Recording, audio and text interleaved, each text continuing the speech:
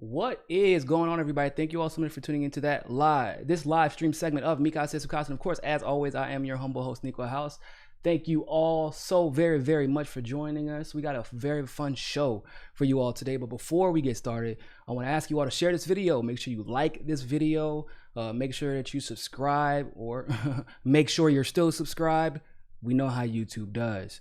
Also, make sure you follow us on Rockfin, ROKFIN.com, where every Thursday we have the MCSC exclusive premium live stream, and we have panelists from all backgrounds, and we have interesting discussions, and somehow someone always gets cussed out. Yeah, for real, somebody always gets cussed out. I don't know. Last time, who was it? Who was on last time? Pasta and Fiorella were on, so I don't think nobody got cussed out that day. Oh no, I got cussed. I got called racist and sexist by Fiorella. Because I said Latinos are always late to everything. But the week before that, Israel from Big Talk Little Talk, he got cussed out. There's always somebody getting cussed out. Poppy Chulo, me and Richie Medhurst, he's cussing out everybody because he's always cussing out everybody. So Jimmy was on, he cussed out Bernie. I mean, we always cutting somebody out on Thursdays. So make sure you go follow us there on Rockfin, ROKFIN.com/Niko. Also make sure you, of course, follow us on Twitter, Facebook, and our other social media platforms. Also, the MCSC network in its entirety is on Rockfin. So you can follow Robbie Yeager through, what's his name on Rockfin? Oh, Rob Little Fire on the Rob Report. You can follow the Convo Couch there as well as Taylor Hudak, who covers a lot of the Assange stuff. All right, cool. So with that being said, let's go ahead and get started. Did y'all hear about Joe Biden in this Latino vote? We all are aware at this point that Joe Biden he doesn't really have much leeway, not much room, right? So why am I looking at headlines that says the Biden campaign doesn't consider Latinos part of their path forward? A political operative says. Now, I know a lot of you may be thinking that can't be true. There's no way in hell that Joe Biden is going to pull his best imitation of Hillary Clinton and not campaign for key demographics in the general election race against a president whose damn polling numbers, his approval rating is still 49% after a pandemic, after a market crash, after record high unemployment, after impeachment, after Russiagate, after Ukrainegate, after grabbing them by the hoo-ha's, after painting himself orange. After quote unquote putting kids in cages. What else the war in Yemen. There's a bunch of stuff that this man has done, and he's still at 49%. And I'm seeing headlines alleging that Joe Biden is not doing enough to get one of the demographics he's going to absolutely need to beat Bernie Sanders. He would have needed that too if they didn't cheat for him. So he didn't really need it. But one of the demographics that he's going to need to defeat Donald Trump. I can't believe I'm seeing these headlines, but yet here we are. Now, this was this is an article by Yahoo Finance, and basically one of Hillary Clinton's 2016 operatives is saying this about Biden. Now, why is that important? Because this is a Hillary Clinton operative, which is basically a Democratic Party or Democratic elite operative, which means they have an inside look into the Joe Biden campaign, and they're not making this up off the top of their head. And also, it wasn't only a Hillary Clinton operative who said this. Multiple consultants have said this. Multiple Latino consultants have said this. So they're getting it from somebody.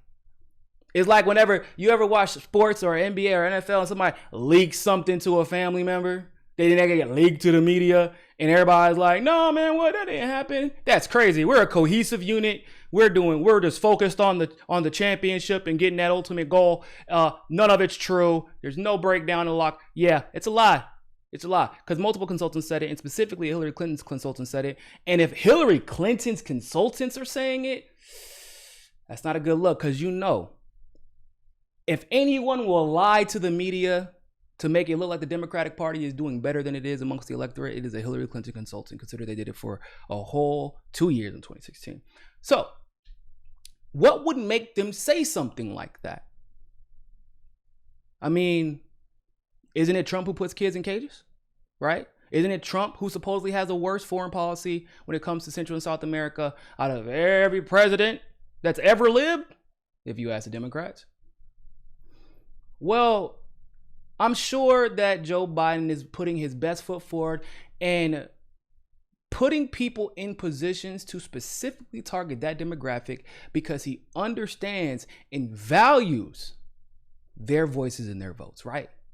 We know that because there's no way in hell Joe Biden would even think about not hiring a Latino coordinator. I know that's not the case, right? I know that understanding you need Texas, probably you need Arizona, you like all these swings, you need Florida. You know this, right? Because, okay, just kidding. No, he doesn't have a Latino coordinator. He doesn't have a Latin coordinator, bro. This is a Democratic. Okay, bro. And this Ballotopia telling me. This isn't conjecture, y'all. Ballotopia has a list of his senior staff. Turning Point USA, a Koch-funded right-wing organization that kisses Trump's ass like he hired them off the damn corner to do so, has a damn Latino coordinator. Turning Point USA has a Latino coordinator. They have a Latin outreach bro. Oh, Jesus.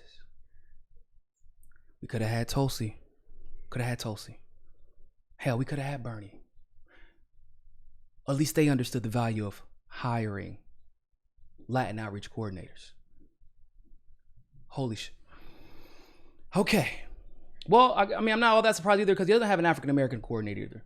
So in other words, he's taking both votes for granted, which should have been absolutely expected because that's what Democrats always do when we get to the general election, right? They pander. We value so much. We gotta get rid of ICE in its entirety, right? Kids in cages. But who built those cages? Don't worry about that. Look over here. Kids in cages. Don't you see me rattling my saber over here? That primary made you think that the Democrats actually cared about getting the Latino vote. You don't remember Beto O'Rourke up there speaking that broken ass Spanish that he learned from Duolingo 2 years ago? Y'all remember that embarrassing moment where Cory Booker spoke better Spanish than Beto O'Rourke did? Oh my goodness. You would have thought that, right? You would have thought they appreciate the Latin vote and they would go after it the way they go after Donald Trump. But no, they don't. And of course, because of that, they're paying for it. Can you go ahead and pull up that poll for me? Otis B, thank you very much for the super chat. Much love. It is appreciated, my friend. Somebody want to explain to me why Joe Biden is statistically tied with Donald Trump for the Latin vote? You want to tell me this? Anyone want to explain to me? How? Y'all have been, according to the Democrats, Donald Trump is he is bad for Central and South America. But basically, what this poll is telling me is that, yeah, Donald Trump may be bad for Central and South America, but we ain't forget what you did to our countries, Joe Biden, under the Obama administration. And you are 88% with the black vote. That's cool. That's all right, I guess. You can take them for granted. Unfortunately, guys, black people, bro, come on, man. You can go ahead. We, black people, my people, my brethren, we looking stupid, man. The Hispanic community is out here. They can see through Biden. But y'all so damn enamored with Barack Obama and his pearly whites that y'all actually thought a segregationist is better for black people, or is even kind of good for black people, or is not a net negative for black people. Even though he was a segregationist whose whole job it was to make sure that policies were a net negative for black people. Y'all like handing damn Joe Biden the vote. God damn. Anyway, man, shout out to my Latin brothers out there. Y'all holding it down for us. I mean, I'm not really happy about y'all voting for Trump, but I am happy about y'all not voting for Biden after they screwed you. It seems like Latinos have a much longer memory than black people do, even though Joe Biden's private prisons are still here. Nevertheless, he is treating every single minority vote as if it is already his. I guess we should not be that surprised. I mean, this is Joe Biden. Once again, he is an institutional segregationist. So to him, we're probably all the same thing. Black people, Asians, Hispanics, we're all basically the same thing to Joe Biden, right? Let's be honest. Morgan Carey, thank you very much for the super chat. Tulsi Ventura 2020. Whoo, that would be beautiful. That would be beautiful. I love the sound of that. I bet you they would have a Latin outreach coordinator. I know that. That's for damn sure. But in all seriousness, people, how is he planning on winning? Because you have to remember, I understand that it was a statistical tie, right? Biden has 45% of the vote.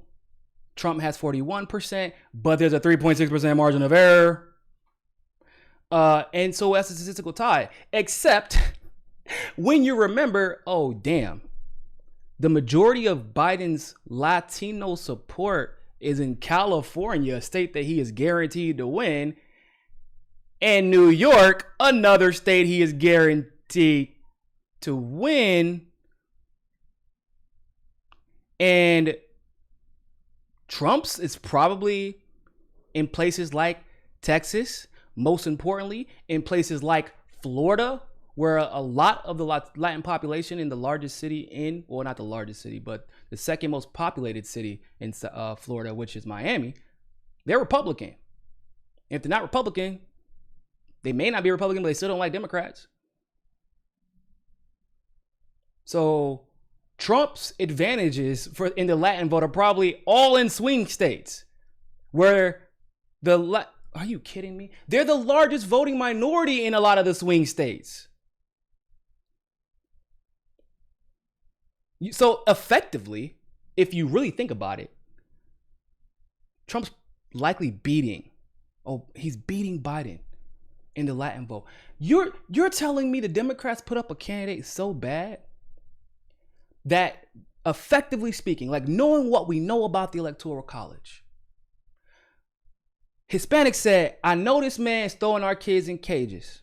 I know he's separating families. I know he called us murderers and rapists. Okay? I know he tried to overthrow Venezuela. I know he was behind the coup in Bolivia. We know all this about Donald Trump, but you know what? We still rather have him than Joe Biden. Because unlike Donald Trump, yeah, he tries to commit coups, but like, I think Bolivia was really his only successful one. And that's because Bolivia did it for him. They basically did all the work for him. But he tried it in Venezuela. Didn't really work out for him all that well. I've never seen so many coup attempts fail in the course of 4 years. I've never seen that before in my life. Multiple. Publicized. The failures are publicized. But see, under the Obama administration, there were a whole lot of successful coup attempts in Central and South America.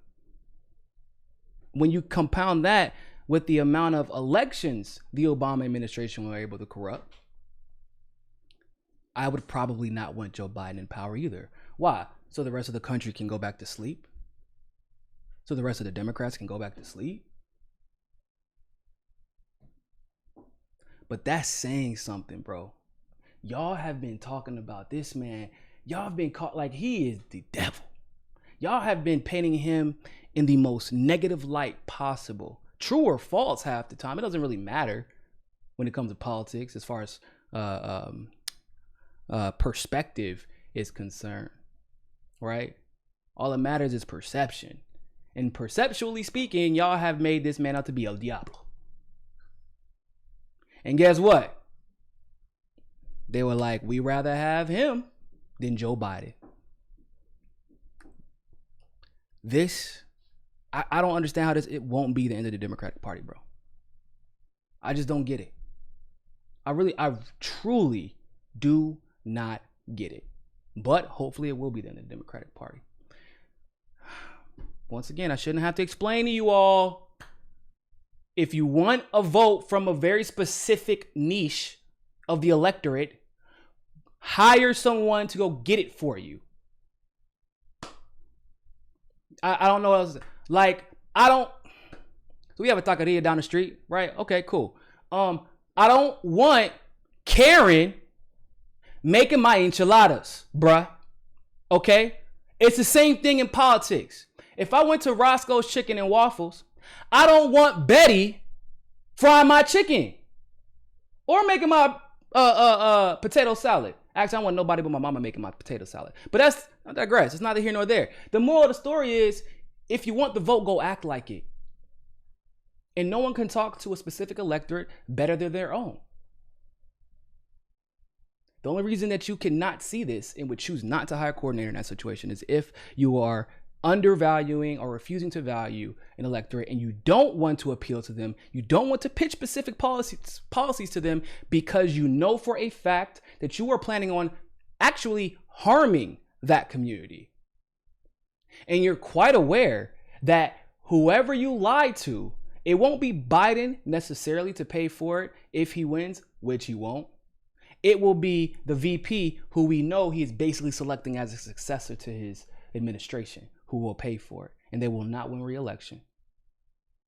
So he just says, screw it. We're just gonna take their vote for granted. They definitely will vote for us over Trump, right? That's easy. That's an easy choice. Nope, apparently it's only us black people who are dumb enough to give the goddamn segregationists 88% of our baby Jesus. Okay, let me go ahead and read this super chat. We'll move on to the next topic. Jenny Marie, Jesse Ventura, 2020 exit to the Greens. I'm exiting, but as of right now, I'm not going green. They got to get their shit together first. Bethlehem, thank you very much for the super chat. I think I got everybody. Hope you're doing well, Bethlehem. Y'all know, man, Bethlehem been out here for a while. She been out here since the beginning. Bethlehem been watching me since, we had like 6,000 subscribers. Always appreciate Bethlehem tuning in. So got to move on to the next topic. More of the story is Biden is full of shit. Speaking of Biden being full of shit, as you all know at this point, there was another bailout, multiple corporate bailouts and amendments introduced the other day, and they were passed on Friday. Now, I'm not sure if you all recall this conversation, but we did have it here, where me and the Convo couch talked about the fact that the Democrats were introducing this, and I covered actually a separate story regarding this bailout, where I was telling everybody look out, Nancy Pelosi is about to introduce a corporate bailout, but this time she's not going to be able to blame it on Republicans because Republicans made sure to they rebutted it immediately. They were like, no, we're not supporting it. Whereas the first bailout, once again, I don't know if y'all know this, but the Democrats introduced the first bailout. What they did was I'm not even joking. Y'all gonna think I'm making this up. but I promise you it's true. There was a bill in 2019 that got the support of over 300. No, it was 279. That's what it was. So it was close to 300 representatives. It was in 2019, January, it was introduced. Okay. It was called something else. It had a completely different purpose, and it was only like 3 or 4 pages. It was passed in the House almost unanimously. It went to the Senate, and it just sat there for a year. Don't understand how the hell that happened, but it did. Just sat there for a year. Nobody touched it. Nobody discussed it. Nobody asked for it. So then, of course, fast forward, oh shit, pandemic. And instead of passing UBI immediately, they put together the CARES Act, right? Which seems like run-of-the-mill congressional corruption. Except for, did any of y'all ever wonder how they put together 800 pages in a few days? Bruh, have y'all ever typed up a 5,000 page essay for class? That shit ain't easy. I mean, it's gonna take at least a couple days.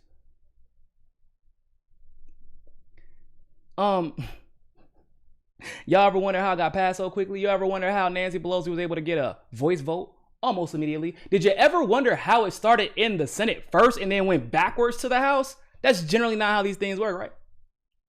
Unless the legislation was introduced by the Senate previously, or but in situations like that where it's supposed to be a new bill, because a lot of the finance and stuff like that has to go through the House first.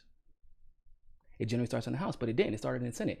Or so you may have thought, because it did not start in the Senate. It got passed in the Senate, and then, ladies and gentlemen, it went back to the House, and Nancy Pelosi was able to do the voice vote where nobody got held accountable, and AOC lied like she voted against it when we know she didn't. Remember that? But the reason she was able to get the voice vote is the important thing. The reason she was able to get the voice vote is because they took that piece of legislation from 2019 that was completely different and had a totally different name. They allowed the Senate to make an amendment, just one amendment, just one little 800 fucking page amendment that we now know as the CARES Act. The Democrats allowed their legislation. By the way, I read that other piece of legislation. I can't remember what the name of it is, but it was actually good legislation.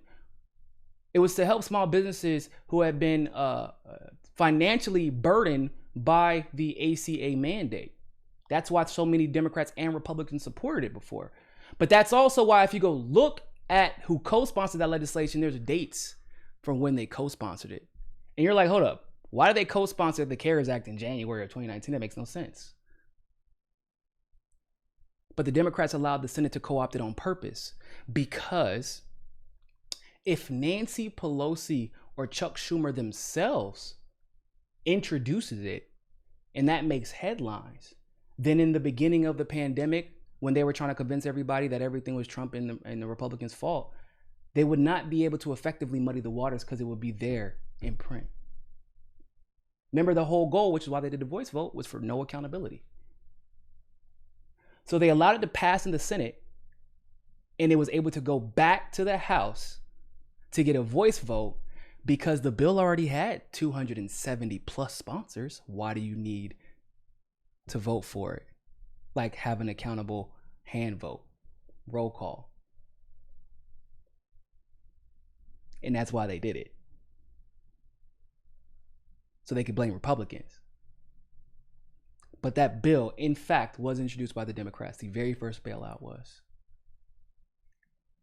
The good parts of the legislation were mostly introduced by, well, they were initially introduced by Tulsi and Ilan and Rashida. But in the Senate, the good parts were actually mostly introduced by the Republicans. Sadly. Not even Bernie spoke up for the $1,200, even the one-time payment. He didn't even speak up for that in the Senate. Nor did he call out the Democrats for trying to co-opt that legislation or allow the Republicans to co-opt that legislation to then send it back to the House so that it didn't have to go through a roll call vote. So that's the history of that. I know a lot of you all are probably like, how the hell did this go down? I know a lot of people have been curious about that, but the Democrats, long story short, allowed that their legislation that was actually really good had a lot of bipartisan support, and they took advantage of it. They in bad faith, they took advantage of good faith legislation and finally meaningful bipartisan cooperation, and they allowed it to be co-opted into the largest wealth transfer to corporations in history without a single vote being recorded in the House, and then try to turn around and blame Trump for it. That's crazy. And that's what makes this other nonsense even crazier, because we ain't got memory. But the Democrats messed up this time. The Republicans learned from their dumbass mistake the first time by allowing the Democrats to, I don't know why they allowed the Democrats to do that to them, but they learned from their mistakes. And so when they tried to introduce another bailout, Nancy Pelosi specifically tried to introduce another bailout, or did introduce another bailout, excuse me. I covered it earlier this week. I covered it on Thursday as well. And I said, now y'all be patient, because there's two things you're going to want to look for here. You can go back and check. I said the two things you're going to want to see are Democrats immediately trying to blame Trump for this, for the bailout, the corporate bailouts, when we know for a fact the corporate bailout portion is the Democrats. The $1,200 a month portion is Tulsi's / Mitt Romney's.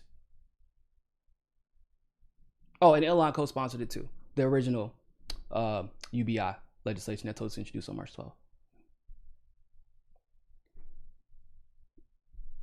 So the second thing is, I said, now because it is very clear that it was Nancy Pelosi who introduced this legislation, and because it is very clear that the Democrats introduced this legislation, and because it was very clear from the beginning that the Republicans introduced the legislation,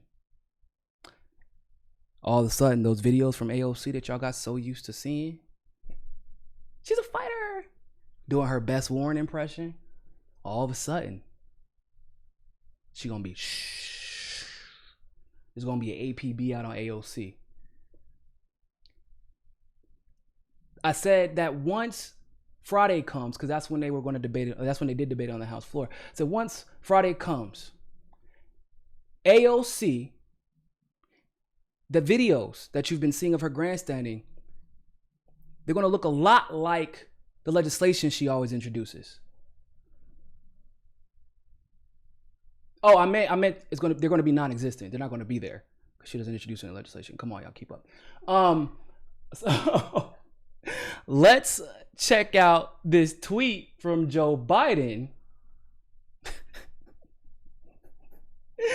Oh my God. So Joe Biden says, this is Donald Trump. I want Donald Trump to look the American people in the face. Good God, I'm reading like Joe Biden. My apologies, y'all. I want Donald Trump to look the American people in the eye and explain why their hard-earned dollars are bailing out his wealthy donors. Okay, so first of all, what administration did he come from again? Ask Graham Elwood how much the Obama administration cared about bailing out the people over their wealthy donors. Are you kidding me? You got some unmitigated gall. Boy, hold up. Weren't you the same one that said, yeah, man, you come into my campaign office, give me $200,000, and then you want to come in to the Oval Office, have a conversation with me, perhaps want me to do something for you? I'm probably, yeah, that's fair. I think that's cool, whatever. You literally admitted to the entire world that you are perfectly fine with the shit. Okay? So don't even come at me with that nonsense. But second of all, Nancy Pelosi literally wrote the bill. And I know that somebody was tweeting for Joe Biden. But I'm sure to some degree, to a large degree, he reviews the tweets at least, or at least his wife does. Probably his wife, right? How ridiculous. You know what? Show him. You want to see my response? Let's look at my response real quick. Let's look at my response. I said this in response. Nancy Pelosi literally introduced the bailout. Republicans were the first ones to disagree with it. They almost unanimously voted against it. You're a fucking liar. Because he is a fucking liar. And you all know me. You know, the MCSC network, customer service never catches us slipping because we always keep the receipts, baby. We always keep the receipts. See, that's a little post, little screenshot. Love screenshots. This is a House bill House passes $3 trillion aid bill over Republican opposition. Operative word, opposition. Okay? Not your favorite position, but the opposition. And it even goes on to clarify, in case you were curious, what they meant by that. Because I know sometimes words can be confusing to Joe Biden. Okay? So the bill faces a veto threat from President Trump. Oh my God. Oh my God. Near unanimous opposition by Republicans and complaints from Democrats. But leaders called it their opening offer in talks on the next round of pandemic relief. Leaders. And who is the leader of the Democratic Party? But who is the Speaker of the House? I'm just curious. It ain't Paul Ryan no more. That's for damn sure. Go ahead. It's Nancy Pelosi. So this man said, like, he used a lie. Like, he tried to lie on Trump. Like, there's so many legitimate ways to criticize Trump. But, like, let's be real, right? Let's be honest. Trump don't write legislation. That's not how the executive branch works. They can guide legislation. They can help to influence legislation. They can say what they want in legislation. But the executive office doesn't write legislation. This bill was introduced first in the House. So once again, that ability to hide behind Mitch McConnell was taken away from them effectively. Because who's the Speaker of the House? Pelosi. Who dominates the House? Democrats.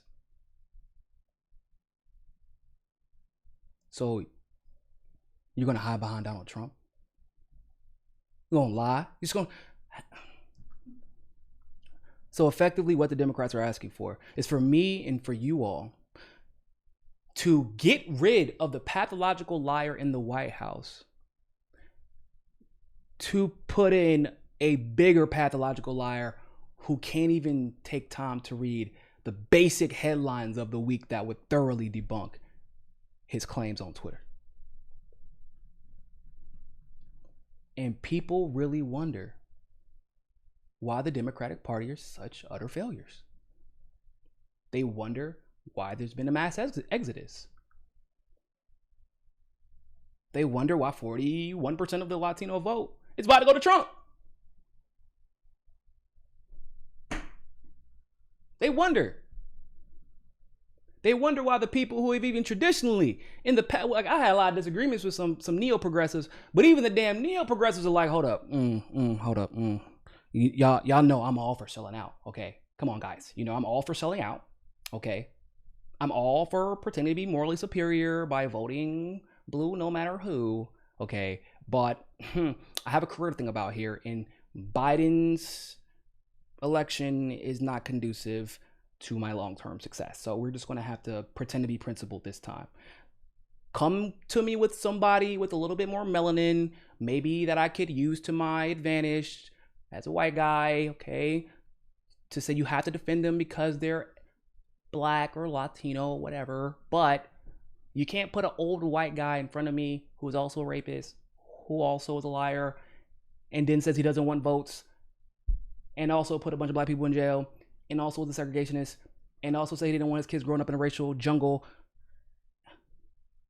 and also was against abortion, and also fought to get a Republican on the Supreme Court bench twice, and then asked me to sell out for him, because I'm not going to sell out. It's going to be a net negative. I'm going to lose money for selling out for him. I'm selling my stocks low, okay? I'm buying high, selling low, can't do it. Sorry.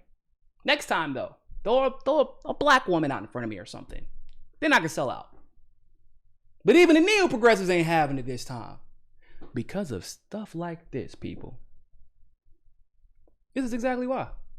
This is dumb. This is stupid. We shouldn't even have to debunk this, but let's be honest. We have to, because so many people will eat this up. So many people will believe that it was Mitch McConnell who introduced this most recent bailout. A lot of people will believe that. A lot of people. This is what scares the hell out of me, people. When it comes to any conversation we're having, whether it's the bailout bills, whether it's the pandemic, which we're going to talk about. Sometimes I know a lot about this type of stuff. I'm not a medical expert. I'm not, I'm good on policy, but I'm not like specifically a legislative expert. There's a difference. Policy experts and legislative experts are different.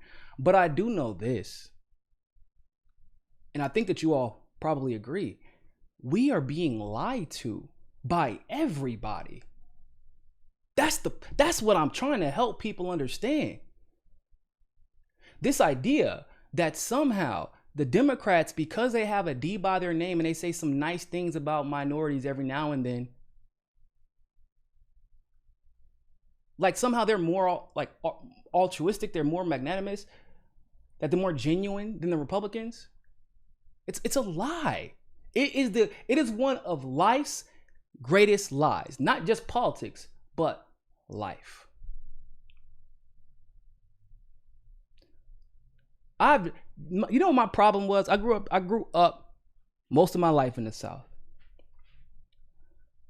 Do you know my problem with racists was evident clearly, right? I don't like an open racist, but I prefer an open racist to a closeted racist who's pretending to be my friend. Because the closeted racist who's pretending to be your friend is buttering you up so they can eat your ass alive.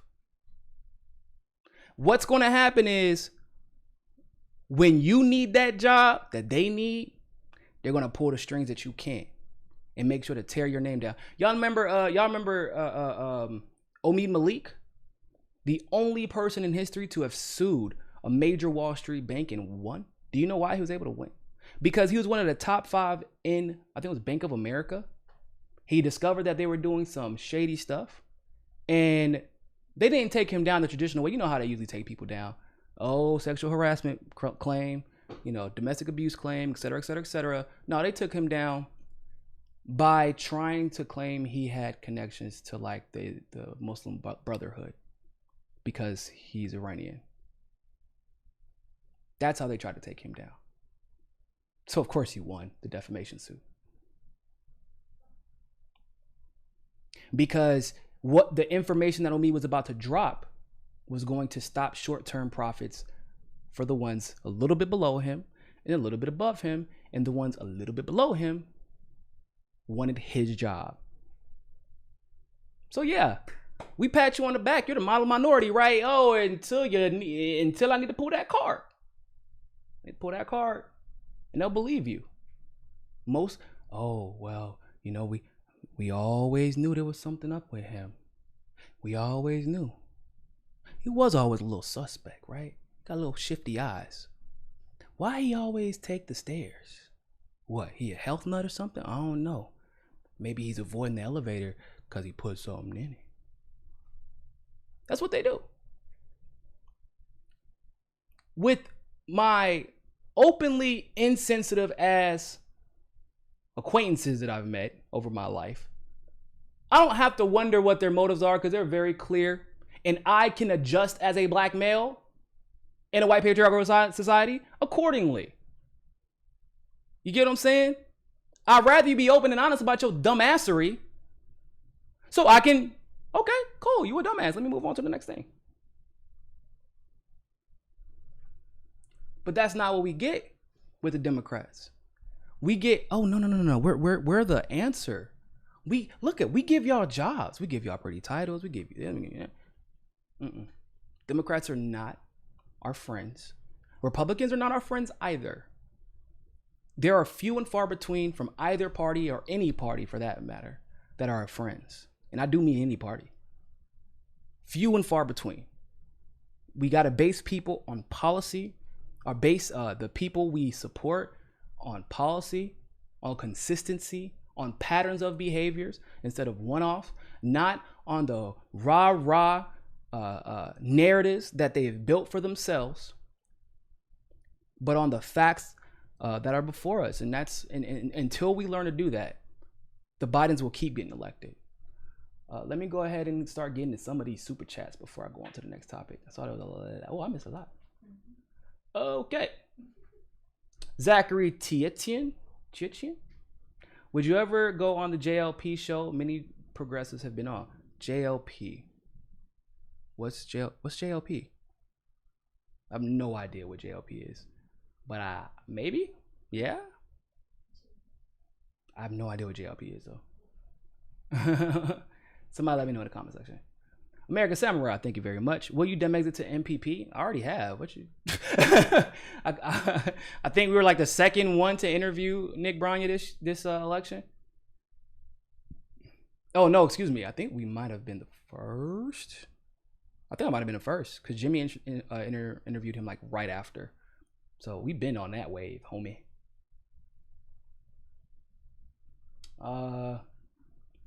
Man to talk, what's good? Thank you very much. Who needs BPTSD? Oh, Bernie post-traumatic stress disorder therapy.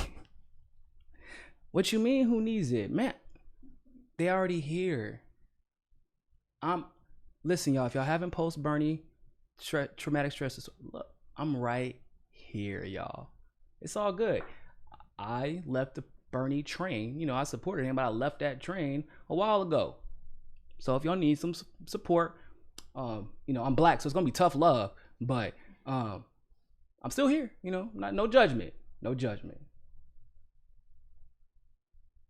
I think we have a couple. Glory, can't miss Glory. Thank you very much for the super chat. Malcolm X said he'd rather choose the conservative wolf over the liberal fox because at least he knows the intentions of the conservatives. Malcolm X was an extremely smart man who had some pretty cool glasses. What? Oh, Jesse Lee Peterson? Oh, yeah, I would love to go on Jesse Lee Peterson's show. That'd be hilarious. He was like, man, that's the problem with you black people, you black Democrats. I'd be like, I'm not a Democrat. Bro, he would not know what to do. He wouldn't know what to do. He was like, I bet you don't believe in the right to bear arms. Actually, I do. What's up with that long hair you got? See, that's the problem, little jungle bunnies. Your jungle bunnies, your porch monkeys. Y'all just be... Jesse Lee Peterson would be hilarious to go. I'd be wondering about him. I pray for him. I pray for him. That's what you know, people in the South, they bless your heart. You meet somebody like Jesse Lee Peterson, bless his heart. All right. We're going to go ahead and move on to the next topic. Thanks for all the super chats, people. Make sure you share this. Matter of fact, let me share this one more time before we move on. Appreciate you all here. We got about 300 people watching right now. Oh, snap. All right. Y'all in the building. Love it. So yeah, make sure you share this. Make sure you like this. We got 294 people right here. We should have 294 likes. At least 294. Share, subscribe. Make sure you do up for those. All right, so we got a huge breaking story that I guarantee you did not see on CNN or MSNBC or anywhere else. But you're going to see it here. Because COVID testing has been a contentious subject. We said we need more testing. We all agree. We say that testing should be free. We all agree. We say everybody should have access to testing, especially in the underprivileged and marginalized communities. And we also say that testing should be plentiful before we go back to opening up our economy, except for there's a problem. As you can see here, from a local news station, Advent Health terminates contract with lab after more than 25,000 people didn't get COVID-19 test results, or even better, they received unreliable results. You heard that right, people. Now, for those of you who are curious, this is in Orlando. There are a lot of people in Orlando. And if the sample size of 25,000 people got wrong testing, didn't get their testing, can you imagine how many more had false positives or false negatives or just had completely and totally unreliable testing? Let's check this article out. So, Advent Health said that more than 25,000 people in Central Florida had not received their coronavirus test results right away. The hospital said a third-party lab was working with no process. The test wasn't fulfilling its obligation. The hospital has terminated its contract with the lab. So, mind you, people, this is a major hospital that was working with the lab, seeing a lot of people. How many other hospitals are contracting through these third parties? Gotta wonder. Advent Health said the situation has created delays and it does not have confidence in the reliability of the test. Did you hear this, ladies and gentlemen? Advent Health, a hospital? Okay, I just want to make sure, because when we put this video out, you know what they're going to say? Oh, you must be a right-wing conspiracy theorist. Well, Advent Health, thank you for jumping on the right-wing conspiracy theory train. By being honest, the hospital, a hospital, said that we do not have confidence in the results being produced by the coronavirus testing. Ladies and gentlemen, do you not understand how significant this is? Whoo! So like I said, Advent Health said the situation has created delays and it does not have confidence in reliability of the tests. Advent Health is contacting those who have been affected by the delay. And Channel 9's Deanna Albritton spoke with several people who have been affected by the delay. Most are worried about losing more pay, while others are worried about their symptoms that may be signs of virus. Tanny Rizak said she was tested on May 5th and has not even received her results. Mind you, in case you did not know, Orlando has opened up their economy back. So, Rizak said, if they're trying to prioritize the most at-risk people, I can understand that. And I hope that they get their results quickly. However, they really do owe it to all of us who trusted them. Oh, where that patient at? We need to get her in an interview.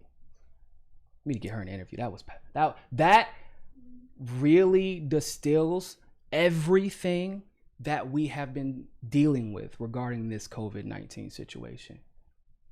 They really owe it to all of us who trusted them. 100%. The hospitals said those who are affected fall into the following categories. Those whose samples were processed and whose results provided by the lab are not deemed reliable. Individuals who had unreliable positive results will require retesting. This is after the economy is open back up, by the way. Individuals with unreliable negative results who are symptomatic need to seek care and also may require retesting. Individuals with unreliable negative results who are asymptomatic but request retesting will be offered testing pending the availability when they create a new contract with another third party. Those whose samples are at the lab in question are part of the backlog, and are part of the backlog will not be tested. Therefore, no result will be available. These patients may require pre-testing if they are symptomatic. Officials have directed the lab to destroy these samples in accordance with the law. And finally, we'll go over the final statement from the hospital. We take our responsibility to safeguard everyone who entrusts us with their care very seriously. We made significant investments to help minimize the spread of COVID-19 in Central Florida and will continue to stand beside our neighbors in these unprecedented times, said Daryl Toll, President and CEO of Advent Health's Central Florida Division. Teams across our organization are working around the clock to remedy the situation. We will continue to lead, innovate, and care for those impacted by COVID-19. We remain committed to our purpose of providing whole person, whole community health. And there you have it, ladies and gentlemen. 25,000 tests later and a broken contract. And there are false positives being produced by people who don't have any symptoms. People who have the damn symptoms are coming back with negatives. Now, what's scary about this, and this is something I'm going to have to add to my research list, which is long as hell right now. But what's scary about this is, did they not produce is it the test or the lab that's wrong? Because they keep bringing up the lab, right? The results aren't getting out. The results are coming back false. But okay, the results not getting out, that makes sense. But a bunch of tens of thousands of results coming back falsely positive or falsely negative, that's a test issue. What the hell test were they using? And the question that I would have, and they probably wouldn't even allow them to print that in a local article if they wanted to, but what test were they using? What method were they using? How many other states are using this method? Ladies and gentlemen, I've been seeing a lot of mudslinging from everybody, but most of the left, if I'm being honest, over who should be able to open the economy and when. I've seen California extend their, LA at least, extend their stay-home order for 3 more months, despite the fact that California has actually done well as far as their projected numbers were concerned. They didn't have as many people get affected or die as they thought they would. And yet they're extending the stay-home order over 3 months. Well, why are they doing that? Well, because people are still, quote unquote, testing positive or testing or not testing negative, according to some test somewhere. Ladies and gentlemen, it sounds to me that some lawmakers may be making laws based off of imaginary test results, false test results. Y'all understand this, right? This is not small. Central Florida is one of the largest cities in the country. Orlando is Central Florida, basically, and all the surrounding little cities. But Orlando specifically is one of the largest cities in the country with a lot of money and a lot of access, and they got this wrong. You think California got it right? You think New York got it right? Or do you think the people who stand to politically benefit the most off of pretending they have a grip on the situation could just be embellishing a little bit, and they're purposely not double checking and triple checking to verify that they're actually making decisions off of statistically accurate information before they crush everyone's lives and, kill the economy. Because, once again, let's be honest, the Democrats have a lot to gain from making the Republicans seem like they just want to go out and kill people and pretending like it's just a bunch of white people who want haircuts and black people just worried about their life. I hate people say this. Black people are the ones who are the marginalized community in general, the minority communities. They're the essential workers. Now, a lot of them are working less hours than they were before, but they can't quit because they're essential workers, and therefore, if they quit, they will not qualify for unemployment.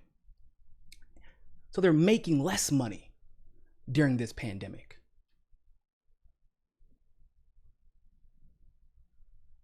The minority, you think, first of all, and let me be honest with you, minorities, black people specifically, y'all think we ain't out here protesting for haircuts too? Y'all crazy as hell.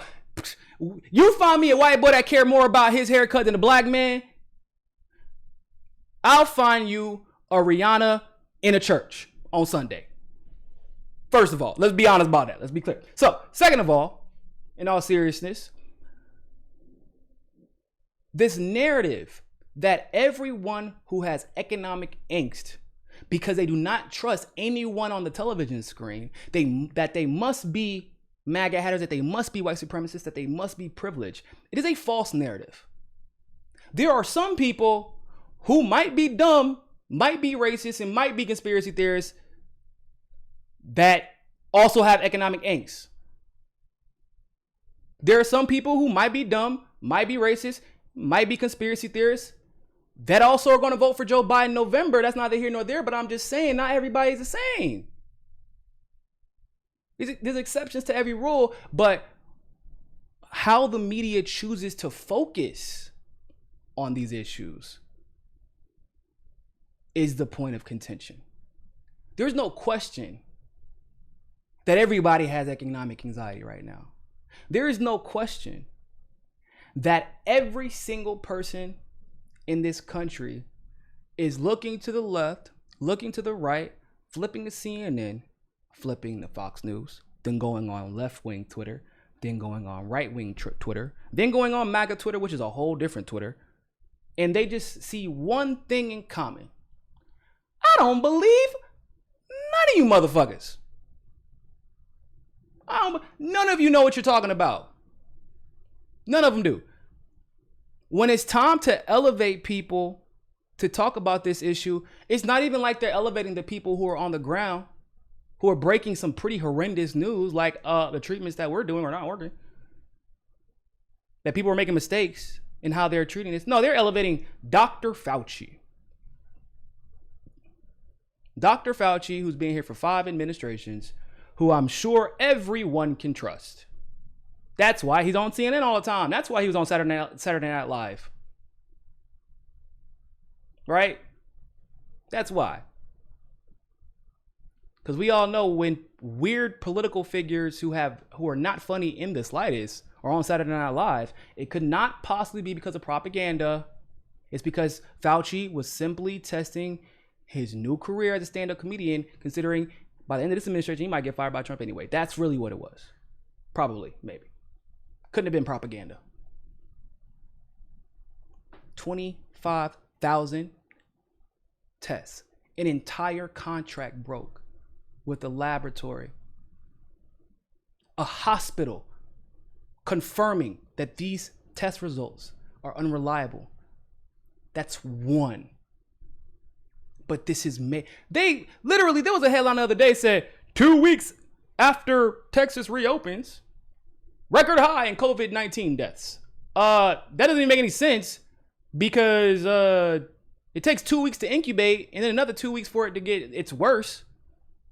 So how the hell you go from like that man don't work out. Those people are not dead because of the recent reopening, but but that makes the headlines. Even when the headlines don't make any sense, that's what's making the headlines. But this doesn't make the headlines, ladies and gentlemen. How in the hell am I supposed to take anybody, any news organization, any politician who's basing their information from news organizations seriously?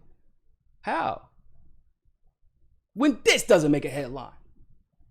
A hospital saying we got results wrong. A hospital.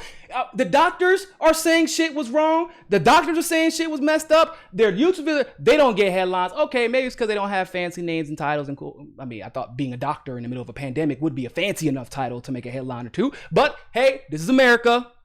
Okay, cool. But an entire hospital makes a statement saying, y'all, we fucked up. And we gonna need them test results back. That don't make a headline? I guess.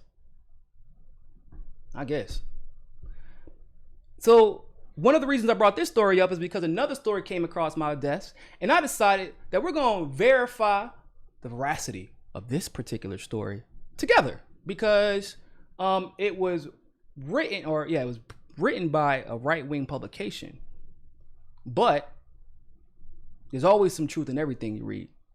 And so I want to see if we can find some truth here. And I'm 100% sure we're going to find some, and it's going to be terrifying. All right, so let's move on to the next topic. Y'all know who Bill Gates is? Created that demon system, Xbox, responsible for those computers that break every year and a half. I don't know if y'all heard of him. You know, the computer expert who's on the television screen all the time talking about the pandemic, because everyone knows Steve Jobs, you know, Bill Gates' biggest competition, RIP. Everybody knows his second major was actually public health. Did y'all know that? That's actually a common thing for computer engineers, for software engineers. Did y'all know that? Public health. That's the thing. It's not. There's no reason we should be seeing Bill Gates everywhere, but yet we're seeing Bill Gates everywhere, and he is obsessed with healthcare organizations. I'm not talking about to a comfortable level. I'm talking about obsessed with healthcare organizations. And we've been seeing his face everywhere. Now, the reason we're bringing up Bill Gates is because our next story is about one of his companies shutting down. It says a Bill Gates funded COVID-19 tracking program was shut down by the FDA. Let's check this story out, people. All right. Now, it says that the Seattle-based initiatives, Seattle Coronavirus Assessment Network, or SCAN, has been ordered to halt its at-home coronavirus testing scheme by the federal authorities. Oh, I bet y'all didn't know that was happening, huh? A lot of y'all freaking out about 6666, reading your Bible, just like, oh no, this is the devil's bill. I knew Revelations was here. Y'all freaking out about that. Y'all didn't even know. Since March, y'all been getting tracked up there in Washington. Woo, pulled the wool right over your eyes, didn't he? But yes, they were doing a COVID surveillance in Seattle this entire time. But hey, I'm sure that it's for altruistic reasons, because Bill Gates is just a super nice guy. They were ordered to halt its at-home coronavirus testing by the federal authorities. The FDA has ordered SCAN to stop screening for the virus, putting the program that has been providing hundreds of home testing kits each day on pause. As of Wednesday, all links to the project's websites have now redirect to a notice stating its operations are currently paused due to a conflict with the FDA. SCAN has been operating under an emergency use authorization from the Washington State Department of Health. The notice says, we have been notified that under revised guidance issued on May 8th, a separate federal EUA is now required. Just one day before the SCAN suspension, Bill Gates praised the effort in his personal blog. He says it has the potential to become an important tool for health officials seeking insights about the spread and behavior of the virus. And all that may be all well and good, but you're not a doctor, bruh. You're not a researcher. What are you talking about? I'm just saying. Let me continue. Anyway, while the notice offered no timetable for when testing might go back online, it noted that SCAN is actively working to address the FDA's concern and has been in contact with the agency since March. Spearheaded by 5 Seattle healthcare organizations, the program, according to Gates, was meant to create a coronavirus surveillance system by testing a sample of the people in the Seattle region, both sick and healthy. Gates says he hopes to gain insight into into how the illness is moving through the community, who is at the greatest risk, and whether physical distancing measures are in fact working. It goes on to say the key advantage of this at-home testing approach is that people don't need to go to a clinic where they risk exposing themselves or others to an injection. You know what's funny about this at-home testing approach? You know what's funny about that? The date it started. I'm gonna tell you right now, it wasn't May, it wasn't April. And every single, didn't they say basically every test before April was it unreliable? Isn't that what's been said? So I guess Bill Gates just got the only reliable testing in the entire country. Okay, I guess that's believable. Nothing weird there. Now the article does go on to say that though the FDA has given no indication that the scam project is linked to fraud, the agency has gone on high alert after a rush of fly-by-night coronavirus testing services emerged across the United States, many offering faulty or outright test kits. Oh, interesting. So now we have heard for the second time today that governments are making decisions about what to do with their economies, how they'll give money away, what people should do, how they should act, what we should eat, when we should shower, when I should feed my dog, when we can have sex, if I should use a condom. I probably won't, but either way, they're basing all this information off of testing that has come from a wave of faulty or outright fake tests. Are you fucking... How? Once again, how does the headline "a wave of faulty or outright fake tests" not make it to the 6 p.m. news? How? Even the possible... Are in the FDA said this.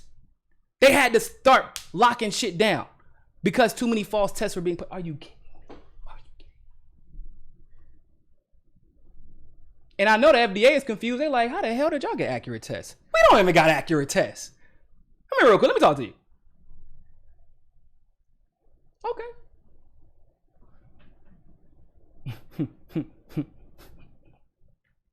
Now, a lot of you all have seen the numbers, and a lot of people said they're overinflated, and clearly they probably are. That does not mean that the virus doesn't exist. The virus probably does exist. No, it does exist. But I'm saying the virus, as far as killing people, probably does exist, but we will never know because they like basically stopped flu virus testing, even though the flu is like still a thing. I mean, did the flu disappear because coronavirus reappeared? I don't think so. We also know that they're literally telling doctors, hey, if you say this person died of coronavirus, we'll give you some more money. But hell, apparently the doctors don't even have to lie because there's a bunch of fake tests saying that people died of coronavirus. Okay. Now, some people may be wondering the same thing I wondered when I read this article. Why in the hell am I reading an article that is talking about a medical program paid for by Bill Gates? And was this medical program in fact paid for and spearheaded by Bill Gates? Well, according to Bill Gates' own website, yeah, it was. And the reason I said it's a little bit interesting to me how Bill Gates was basically celebrating the success of this testing, right, was because of the date. I said that. And the reason why is because the Bill and Melinda Gates Foundation started this in March 24th, people, is when they donated this money to Seattle to fund this program to surveil you. So you're telling me that Bill Gates somehow found more reliable testing than any of the governmental organizations in the United States at the time?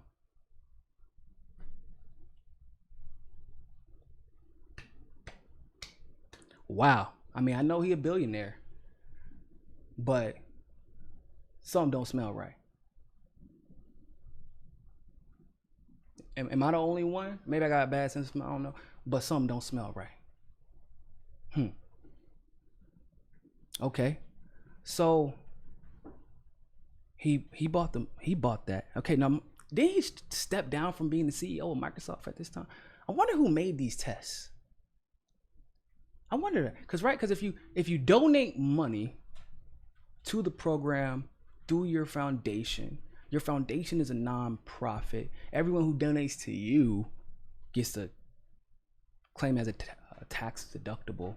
Like it's tax deductible, right? You don't got to pay no tax on that. Okay, and then if you donate to the government, you don't have to pay any taxes on that, and you're just donating testing.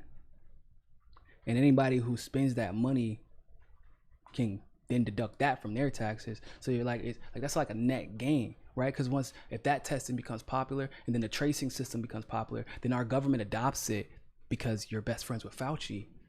I wonder who could stand to make a lot of money if that happened. But y'all don't think Bill Gates would do something like that, right? Y'all don't think that Bill Gates would create something faulty, selling it as being better than it is, and then you realize a year and a half later, oh shit, I gotta get a new computer. He would never do something like that just to make a profit. Right? He would never do that. It's not Bill Gates.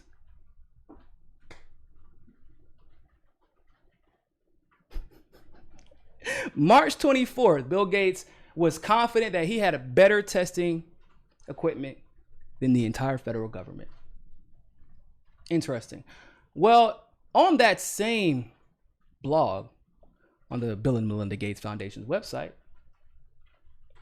to give us a little bit more confidence and to pat themselves on the back some more, they also revealed this information stating that they've invested $60 million to kickstart the vaccine initiative as well.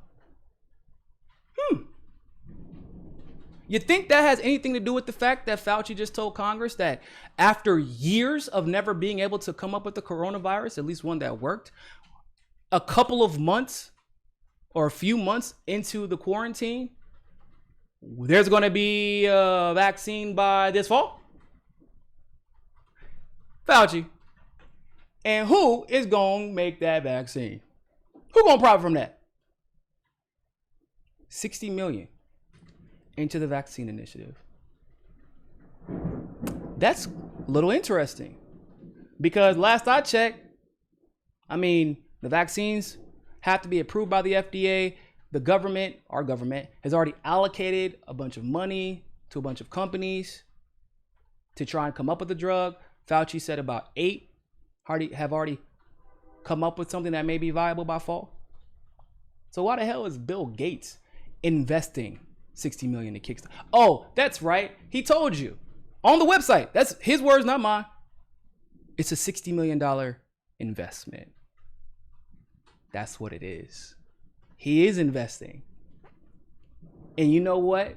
The key thing about an investment is you don't invest money without expecting a return on your investments. LEJ, thank you very, very much for the super chat, my friend.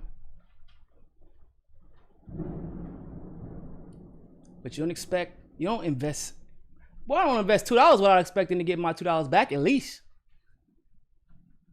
And Bill Gates is a smart businessman. He is not investing $60 million out of the kindness of his heart. And he damn sure didn't step down as CEO of Microsoft because he just got tired of making money and because he doesn't think he knows what's best for his company. He understands that if there's one vaccine distributed to all the Western nations and that there's one company who's going to have the breakthrough vaccine, right? Because literally, once again, they've been trying to create a vaccine for coronavirus because coronaviruses were prominent in only animals until recently. But they've been trying to create a vaccine for it just in case there was an outbreak. They've never been able to create one. But now that Bill Gates has been gracious enough to donate $60 million, all of a sudden there may be one just in time. Like I said, he did not donate $60 million out of the kindness of his heart. And what's even scarier, people, is that he also, in the same blog, this is Bill and Melinda Gates Foundation's website. I am not, he is boasting about this shit. It's almost like they're laughing in our faces about how stupid most of this country is. Bill Gates also said on his website that they donated 20 million in sub-Saharan Africa and Southeast Asia to combat the coronavirus. Okay, so here's the thing about that, people. There's a couple things about that whole thing. I don't know if y'all know this, but the one continent, not country, the whole damn continent, the one continent that has not had this major issue that we call the COVID-19 coronavirus, the one continent that has not asked for our help, has not requested our help, don't need our help because we only cause problems, we don't fix them, has been Africa. Not only sub-Saharan Africa, but all of Africa. They have been doing beautifully. They're fine. They're good. But you donated $20 million for what?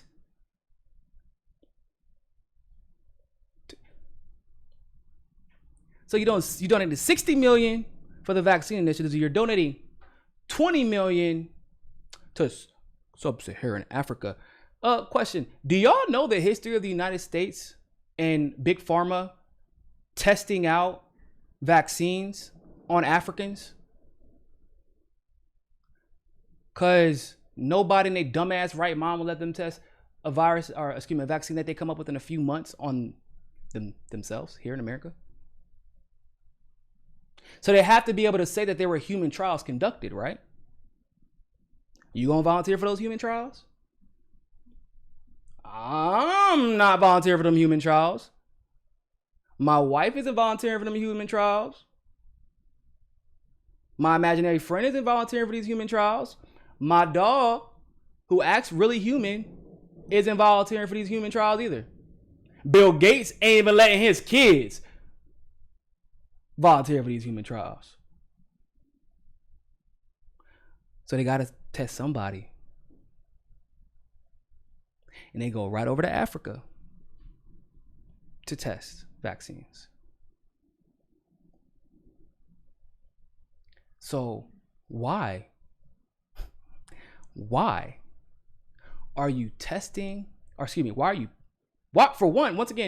you funding a $60 million vaccine initiative through an investment?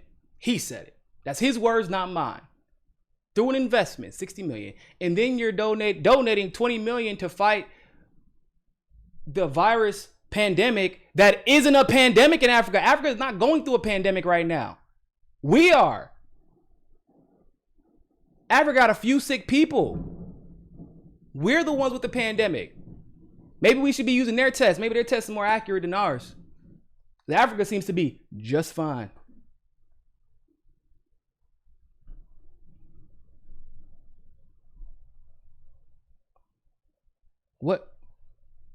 What are you doing? Nobody, everybody okay with this? I'm just curious. Is everybody okay with this? This is a thing? It's like, we're just like, yeah, whatever. Software engineer funding vaccines and giving money to people who didn't even ask for it, for a cause that they're not even suffering from. It's fine, cool, whatever. Well, if that don't make you a little weirded out, then maybe this will. So I just said he's using $60 million to invest in a vaccine initiative. My question is, why? Cuba and China have already created a treatment that works, and it's already being, matter of fact, I don't want to lie to you, I'm gonna tell you the exact number of countries.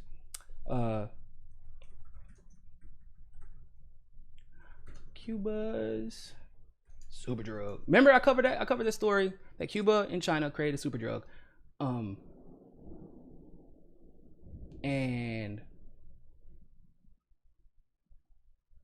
when I tell you super drug, I mean, this thing is crazy. This thing treats coronavirus. It treats HIV. It treats hepatitis. It treats tuberculosis. Bro, this thing is insane. Bro, Cuba, I swear to God, they got little Cuban wizards. Just, here's a colada for you. And here's the cure to all your problems. I mean, how else are you on an embargo from the entire Western world and you're just like, whatever. Cure for throat cancer, treatment for HIV, cars that run for hundreds of thousands of years, best healthcare system in the world.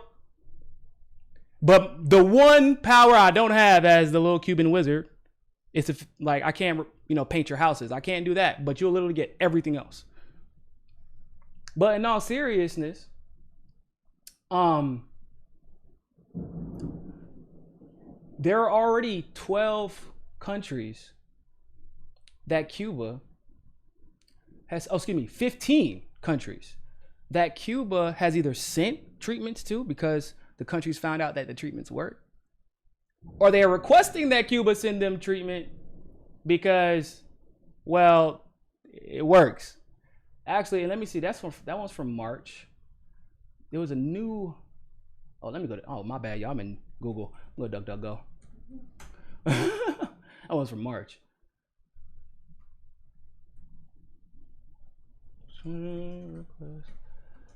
Cuba's COVID drug.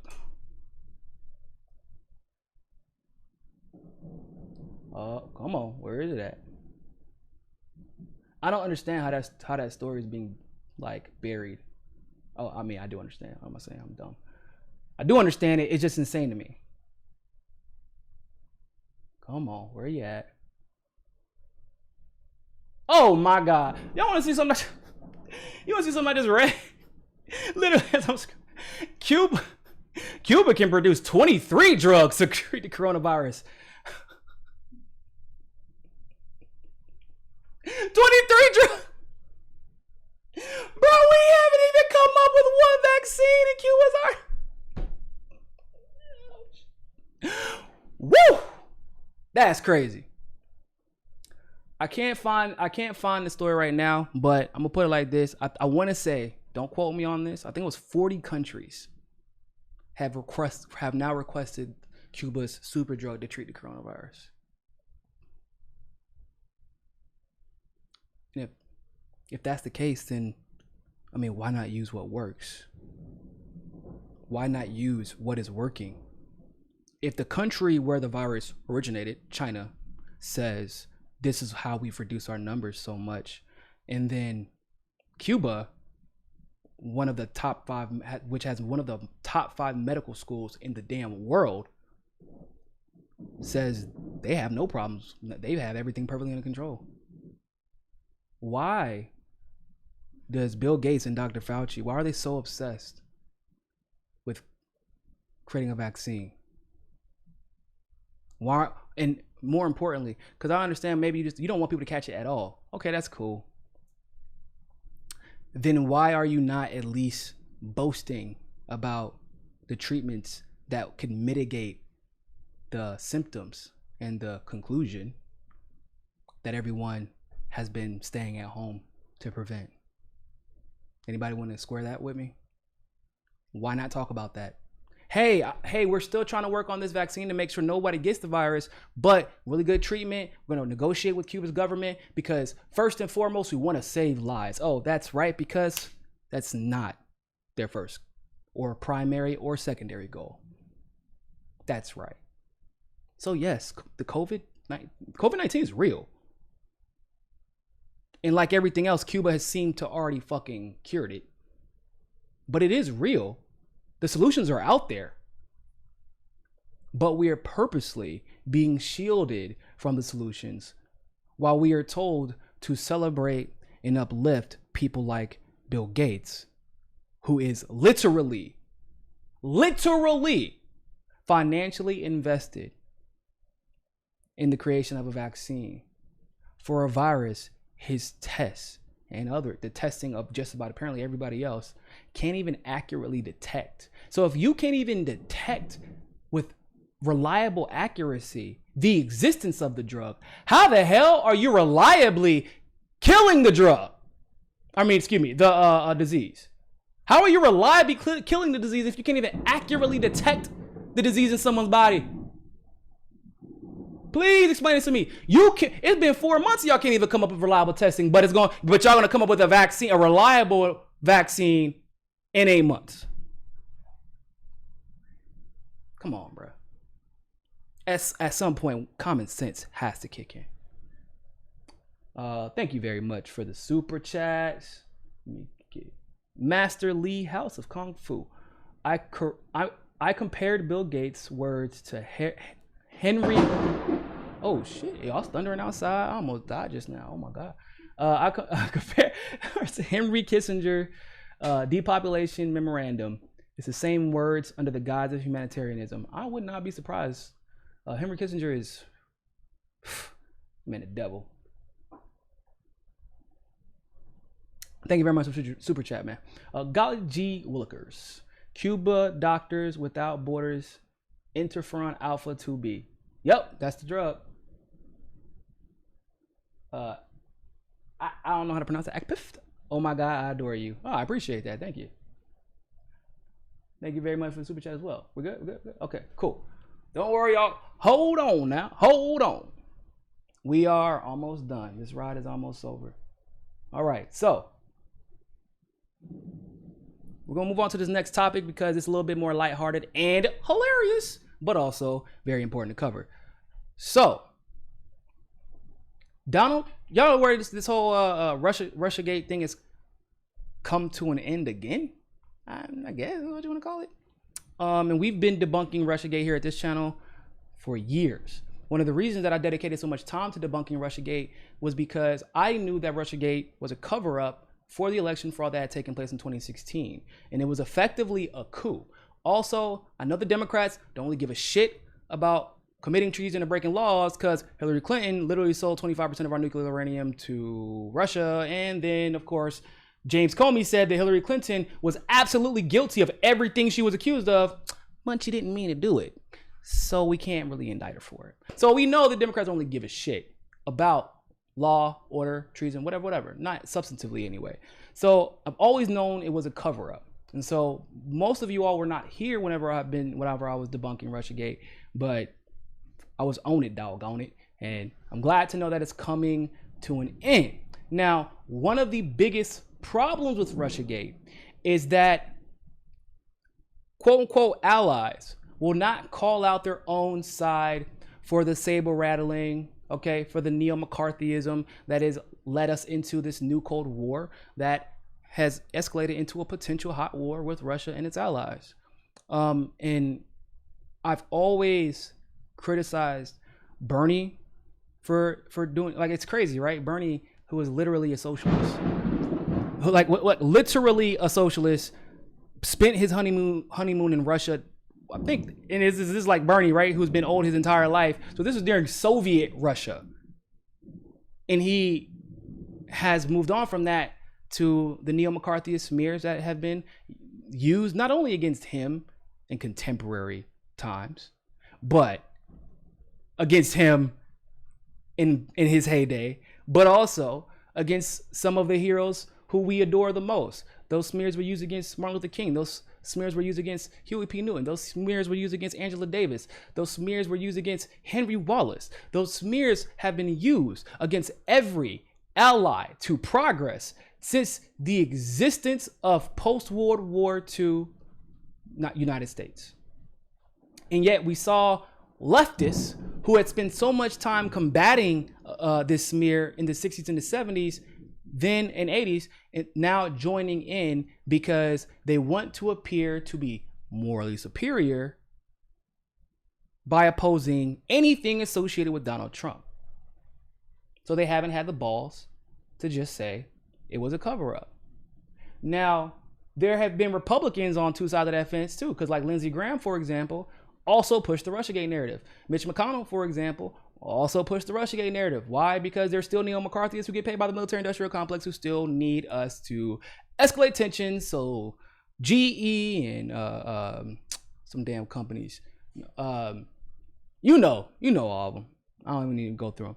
Boeing and all them, the ones who make all the Nerf guns. So they can keep getting paid. So they're going to say regardless. However, here's the difference between the leaders, the progressive leaders, the progressive champions, the Democratic Party, and Donald Trump. And you're going to figure out exactly why he continues to win elections, why, and why one of ours who had all the momentum in the world, loses to people like Joe Biden. So let's check out this tweet. Trump says this to Mitch McConnell. Mitch, I love ya. Can I read it in, do I want me to read it in Trump's voice? Mitch, look, Mitch, I love you, but this is 100% true. Time is running out. Get tough and move quickly or it will be too late. Okay? The Dems are vicious. They're vicious, but I'm more vicious. Make no mistake about it. I'm more vicious. But they are vicious nonetheless and they got caught. They must pay a big... So who wrote this for Trump? Yeah, this is plagiarism. Okay? Let me correct that. They must pay a huge price for what they've done to our great, great country that I have made great and will keep great. Don't let them get away with this. CC Lindsey Graham's punk ass. I added you, bitch. Do something about it. Trump called out the man that he knows he has to go through for any legislative agenda that he wants done for himself or for his donors. Y'all know that? Trump just called out the Senate Majority Leader, who is a Republican, and he didn't give a damn. Oh, actually, if you go under the tweet, he's getting cheered on by Republicans. Oh my God. Yeah. Do you understand something? Do y'all see this? Like, are y'all seeing this? What this reveals, which I thought should have been revealed a while ago, but regardless of whether or not you want to admit it, and I don't really care if you do want to admit it or not, Trump is a better politician than Bernie Sanders. At this juncture, I'm not even sure if Bernie went head to head with Trump that he would even win. Like at a certain point, you gotta acknowledge that one guy knew what he never served political office before. And the first office he serves is the president of the United States of America, who came from behind, who was a laughingstock, who had a deplorable history, who is a WWE Hall of Famer. In other words, the man is famous for acting and screwing over employees, while the other one is famous for activism and unionizing.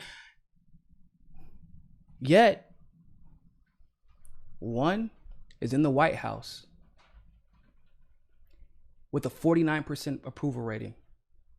And the other one, well, the other one is trying to convince America that the accused rapist and literal segregationist is actually best for the country. Because even with all the momentum, he had zero idea what to do with it. Zero. See, while Trump, even if disingenuous, was kissing black people's ass, I mean, literally. I got like 10 black friends, bro. Brought Tuskegee Airmen to the address, the Union, State of the Union address. What? I think it was this past January. Brought the black Tuskegee Airmen to celebrate the greatness that black people have achieved, rather than victimizing us as if we only ever need handouts, like we don't pull our own weight. Even if disingenuous, Trump was the only one in 2016 who quite literally said, yeah, man, if a cop kills a black man in cold blood, he needs to be prosecuted. Bro, do you know that was political suicide? It should have been. For a Republican to say that in front of a black church? Think about it. Think about it. He wanted if only for superficial strategic reasons. He spent black people love me. I love black people. I'm not ashamed to say it. Yeah, some of my support might be racist, but I don't care. And you know what? Damn them Republicans, damn them Democrats, damn the mainstream media. Y'all can all kiss my ass. I'm gonna make America great because the only thing great about it is the people. That's the only opinion I care about. You don't want to get in. Well, you ever seen paid? Oh, not paid in full. Oh Lord, baby, just black people don't be mad at me. Not paid in full. State property. My apologies. With Beanie Siegel, get down and lay down. That is how Donald Trump has treated the establishment. He's either cut them off completely from the beginning, or he gave you a chance to effectively fuck up, like John Bolton, and then he fired you. He lets you screw yourselves, and then on your way out, he roasts you. He understood that, okay, cool, I'm going to play ball where I'm going to need to play ball. And unfortunately, he's really bad. It's bad the things that he chooses to play ball with. But on the other side of that coin, he's able to get away with it because he does stuff like this. When the Republicans are wrong, he don't give a damn if it's some no-name city council member or the Senate majority leader. If they screw him or his supporters over openly, oh, he digs into that ass. And why wouldn't you? Congress is the most unpopular that it has been in the history of its existence. The mainstream media is the most unpopular that it has been in the history of its existence. And it took Donald Trump, who everybody swears is a dumbass, to think, if everybody's so unpopular in politics, maybe I should just cuss out everybody and hedge my bets. Yeah, I think I'm gonna do that. You know where Trump got the term fake news from? He got it from the left. Did y'all know that? That was not a Trump term. It was not a right-wing term. We use fake news to classify the misinformation they were putting out about Hillary Clinton and Bernie Sanders. He then, because it was about Hillary Clinton, knew how much it would resonate and used it against the Democrats as well. But clearly he used it more effective than progressives did. Because he's in the White House now and not one of us.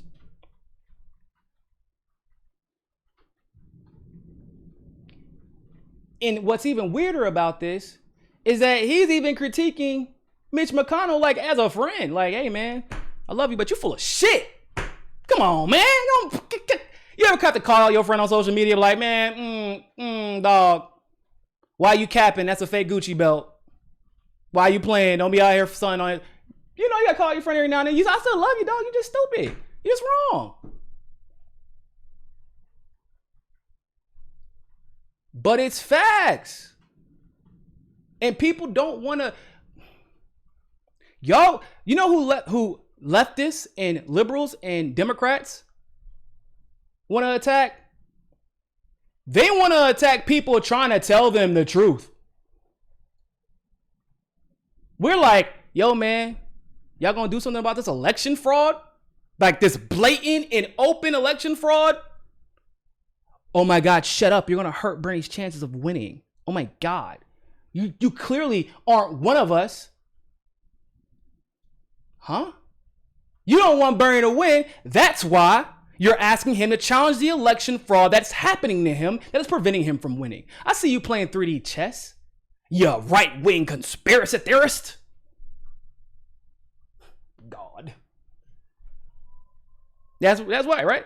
Leftists, we're like, hey man, y'all obviously, because y'all know I was Tulsi surrogate. I was like, listen, I in my 30 years, I've lived a very long life in 30 years. And the one thing that I've learned, and that is that if someone will throw their friend under the bus after they sacrifice everything for them, like Bernie Sanders did to Tulsi Gabbard the moment that he went on to The View and Meghan McCain asked him to speak up about the debate. And he said, well, you know, the DNC got to do what they got to do. You know, it's a lot of people on the debate stage, knowing that they set it up like that. And he threw Tulsi under the bus. And I said, if he'll do her like that, he got to see her on Capitol Hill. She went around the country with him. She sacrificed her career for him. fought the battles he wouldn't fight. And he was like, I don't know that girl. And I was like, if a person would do that to a friend, what the hell y'all think he gonna do to us? When the time is right. When it's time to fight. He was like, man, hold up. You said I can get how many book deals if I just shut the hell up? And y'all said y'all don't like Tulsi. What about Tim Canova? That's a cool guy. We don't even like Debbie Wasserman Schultz, right? So I can't back Tim Canova either anymore. Okay, so what about Shahid Buttar, right? Minority, chic, in San Francisco. We love the LGBTQ community, right? So not Shahid either. Okay. But he hates Tulsi too. So that's cool. That count. No, so not even him. Okay. But if someone makes an accurate statement about Joe Biden, it's okay. So no, not even accurate statements about Joe Biden are okay. But what about that one Zephyr T-Shout about Social Security and there's a video up? Like we didn't even put it out. Okay, so we can't even write about the video that was put out by somebody else. Like we just basing the information off of the information that's already public, but okay, whatever, it's cool. So what can I do? Oh, I can just shut the hell up and take my money and take this clout, or you'll turn me into Ralph Nader. Which Ralph Nader? Ralph Nader during the election or after? Oh, after. Oh shit. Okay, that's gonna be a problem. You know what? I've never even been to Hawaii. Honestly, I have no idea who the hell Tulsi Gabbard is. Shit. Tim. I know plenty of Tims. Tim Canova. I know Casanova. I know Tim Robbins. Tim Burton. I know plenty of Tims. And a lot of them probably running for office. No, we're talking about the one who literally set a record for fundraising in a congressional race. Oh, him. That Tim. Oh, no, I don't know him. But you endorsed him already. Yeah, but that was last week. I'm 78 at the time, 76 years old. Sometimes things slip my mind. My bad. I said, he throw them under the bus. What do you think will happen to y'all? But no, leftists wanted to attack progressives who were thinking about reality and strategy, who actually wanted to win.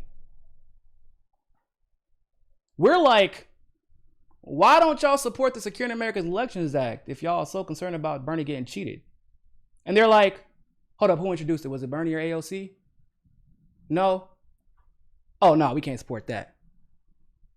I'm like, okay, so why don't y'all talk about the move to amend legislation that is literally already in the House, introduced by Tulsi Gabbard, Pramila Jayapal, even Ro Khanna? Hold up. Did Bernie introduce that? Nah. Oh, well, we can't talk about that. People would know that he didn't introduce it, and that would be really weird if he didn't introduce a bill that half of his campaign's message is supposedly based on, which is getting big money out of politics. That'd be weird. Can't talk about that. But if you talk about it, then you're a right-wing conspiracy theorist, or a Tulsi stan, or a Yang Gang banger. That's what you are. It's like, but y'all do know that, like, you can have the federal jobs guarantee and still ask Bernie to not pretend like UBI is bad. Yeah, I do know, like, that's a leftist policy. Whoa, libertarian alert. UBI, come on. Libertarian stuff. Like, what do you mean by that? What the hell do you think libertarian means? Listen, Medicare for all. That's what libertarian means. How about that, bitch? Medicare for all. Fuck, I'm not gonna have a conversation with you. We only base our candidate support off of policy. That's what we care about. Okay, so why not support UBI? Listen, we don't like gangs, so we don't support UBI. Okay. So what are y'all gonna say about Bernie not supporting reparations? Ooh, whoa, that's really contentious. The right wingers won't like that. Hold up, but didn't y'all get mad at Tulsi for saying and said she was appealing and trying to appease right wingers? Whoa. Medicare for all. I'm not gonna have this conversation with you. I'm all about policy, bro. But didn't you say like it's about time black people got reparations, and y'all was all about UBI and reparations before the election until Bernie came out against both of them? And then, whoa, didn't you just hear me say Medicare for all, bruh? Why are we still arguing about this? Medicare for all is your goddamn reparations, cuz. Didn't you hear Bernie? But then y'all say that, Bernie has been getting screwed over by the media, so why not push the Fairness in Media Act that was introduced by Tulsi a couple months ago? Oh, whoa. It was introduced by who again? Tulsi? Is that like one of Bernie's nicknames in Congress? No, it's just Tulsi. Whoa, nope. Medicare for all.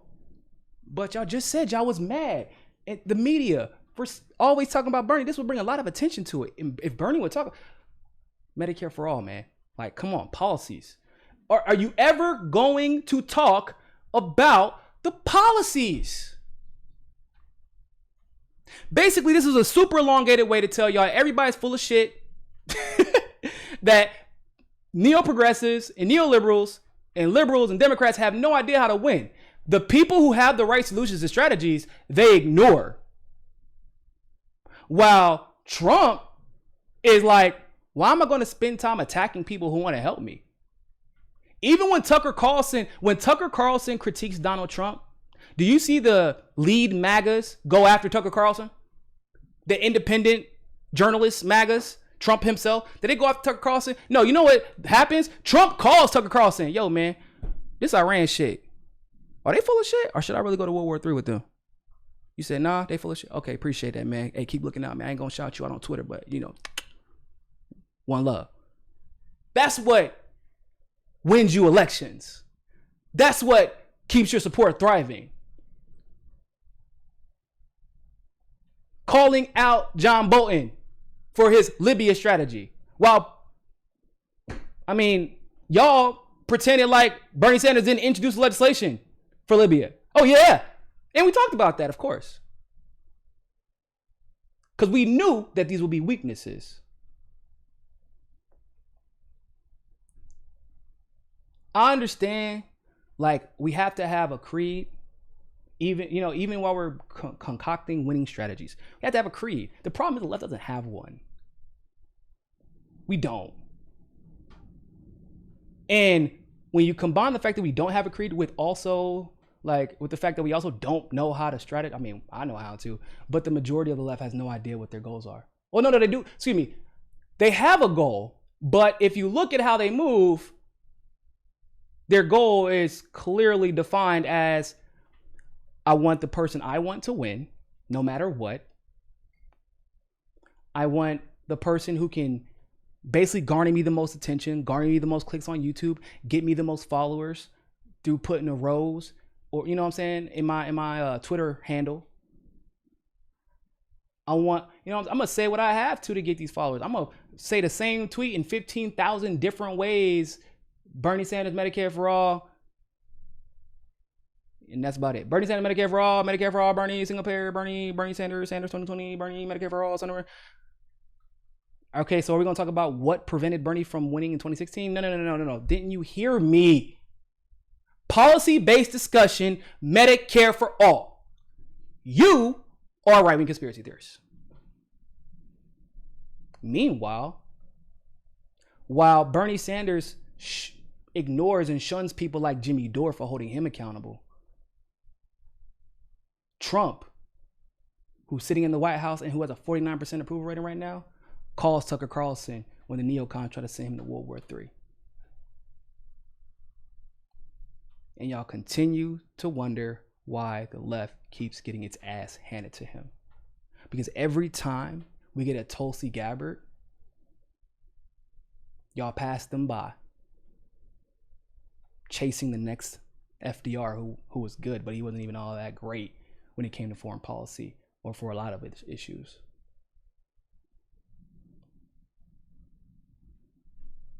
I'm just saying. Clearly, I don't know what the hell a Democratic strategist is anymore. What is that even? I'll be laughing. Y'all ever see somebody who said they're a Democratic strategist in their bio and you laughing like, boy, what is y'all record? 5 and 5,000 at this point? Out here looking like the 2000s LA Clippers? Just because you got Corey Maggette doesn't mean you're going to be able to do shit with them if you ain't got nobody who knows what the hell they're doing on the team. Because you're not strategists. a Dem strategist, a Dem consultant, 95% of the Democrats are only pandering for their to achieve their selfish goals. That's it. I know it seems like they're not executing good strategy, and it doesn't seem like it's a requirement to have good strategy, like to be a Democratic strategist, and that's because it isn't. It isn't a requirement. In fact, critical thinking, like actually having critical thinking skills, like, and telling the person that you're trying to work for that you have critical thinking skills in the Democratic Party, if you're a consultant, might actually immediately disqualify you. They're like, hold up, you have critical thinking skills. Hold up, do you think he'll figure out that we're just doing this to ride the wave? Right? Because like, critical thinking example. This is somewhat off topic, but still on the same topic. Critical thinking example. Jeff Weaver is Bernie Sanders, or was Bernie Sanders' chief advisor, despite clearly what he was trying to portray during the election because of all the negative publicity Jeff Weaver got. Okay. Somebody said, you know what's a really good idea? Let's hire the country white boy who tell everybody he's responsible for the success amongst Latino voters, even though we've been dominating in that demographic for the last 3 years. Let's hire him, make him the national outreach coordinator for the Hispanic vote. Despite the fact that this is a union-centered campaign and he was indicted, charged, and prosecuted on multiple embezzlement charges for laundering union money into his own pockets. And then, despite the fact that the entire world is saying we don't see enough effort to reach out to the black community, you're not doing well with the black community, you're not good with the black community, you're not doing enough for the black community, let's take that money that we were going to spend on a black consultant and not spend it on the black consultant.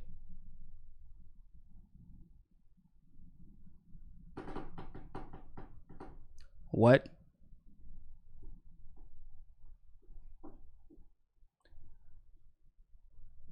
Oh, but we got Nina. No. I said spend it on a black consultant. In other words, someone you will actually consult, not someone you just keep around and kiss your ass so it makes you look like you're doing good with the black vote. I'm talking about an actual black consultant. I mean, the black consultant that never came to Bernie's campaign should have been the highest paid person, given what we know about the narrative surrounding Bernie's campaign.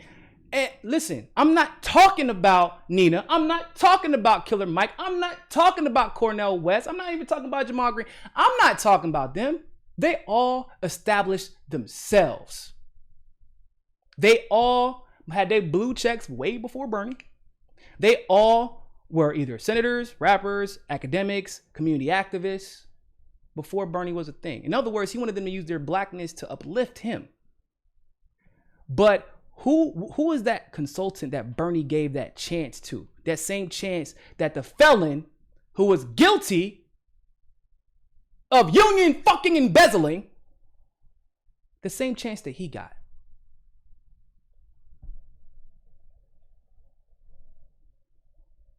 Where did common sense come in? Who did you say, hey man, I know you're not well known yet, right? You're not, you don't got those Nina numbers. You're not Chuck Roken yet. You're not on the hill rising all the time. I don't see it. But we're going to give you the chance to bring us to the promised land in South Carolina, to bring us to the promised land in North Carolina, to bring us to the promised land in Michigan, to bring us to the promised land in Florida. Who is that? Who is that? Do y'all know the name? Go ahead, tell me. Who was his African American coordinator? Go ahead, name him off the top of your head. Don't worry, I'll wait. Go ahead. Who was Bernie? For everyone that wants to talk about Because listen, I'm one who still acknowledge that I know for a fact that Biden literally rigged South Carolina. I know the machines were rigged in his favor. They were using fraction magic. But guess why they were able to do that? Because of this conversation we're having right now.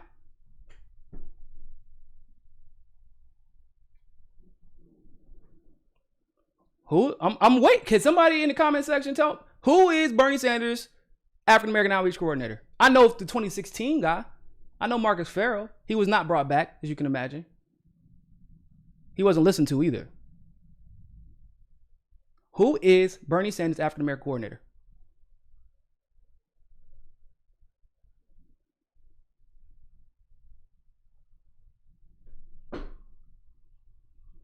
Who was it? Do y'all don't even know where to start to think about looking, huh? You just want to viscerally say, well, no, Nina. Nina was not the African American coordinator, unfortunately. Nina was a black face, but Nina had no command over the black strategy. None of them did. So the moral of the story is critical thinking is clearly shunned by the Democrats. Clearly. It's not a thing. It's a disqualifier. Because there's no way you thought that bringing Chuck Roke, I'm a cowboy at heart, we work really hard. Brown consultants do matter. Okay. I'm the reason that we won in Nevada. And I know that I may have a few felonies.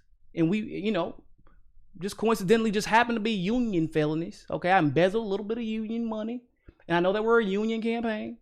But nonetheless, I'm still the reason that we won all those Latin votes. It couldn't be that all those brown people knocking on the door.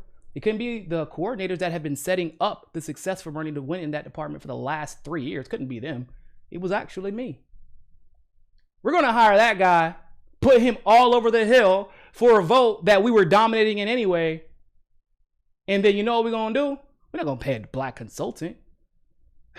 We're going to get a little bit bang for our buck and put Nina out there every time we want to say we're doing something for the black community. That's a losing strategy. That's a losing strategy. Once again, this is the second time this show I'm going to say this. Even Turning Point USA, a Koch-funded right-wing organization, has a damn African-American outreach coordinator, ladies and gentlemen. Because they're like, we may not like them, but we still need their votes. Whew. It hurts, I know, but it's true. It's sad, but it's true. Until we start rewarding the people who are, my best friend, about 70% of our conversation is self-reflection and telling him me, hey bro, you gotta stop fucking up here. You gotta do better here. This could be better. This needs to be tighter. You know why? That's my best friend. I want to see him succeed just like he wants to see me succeed.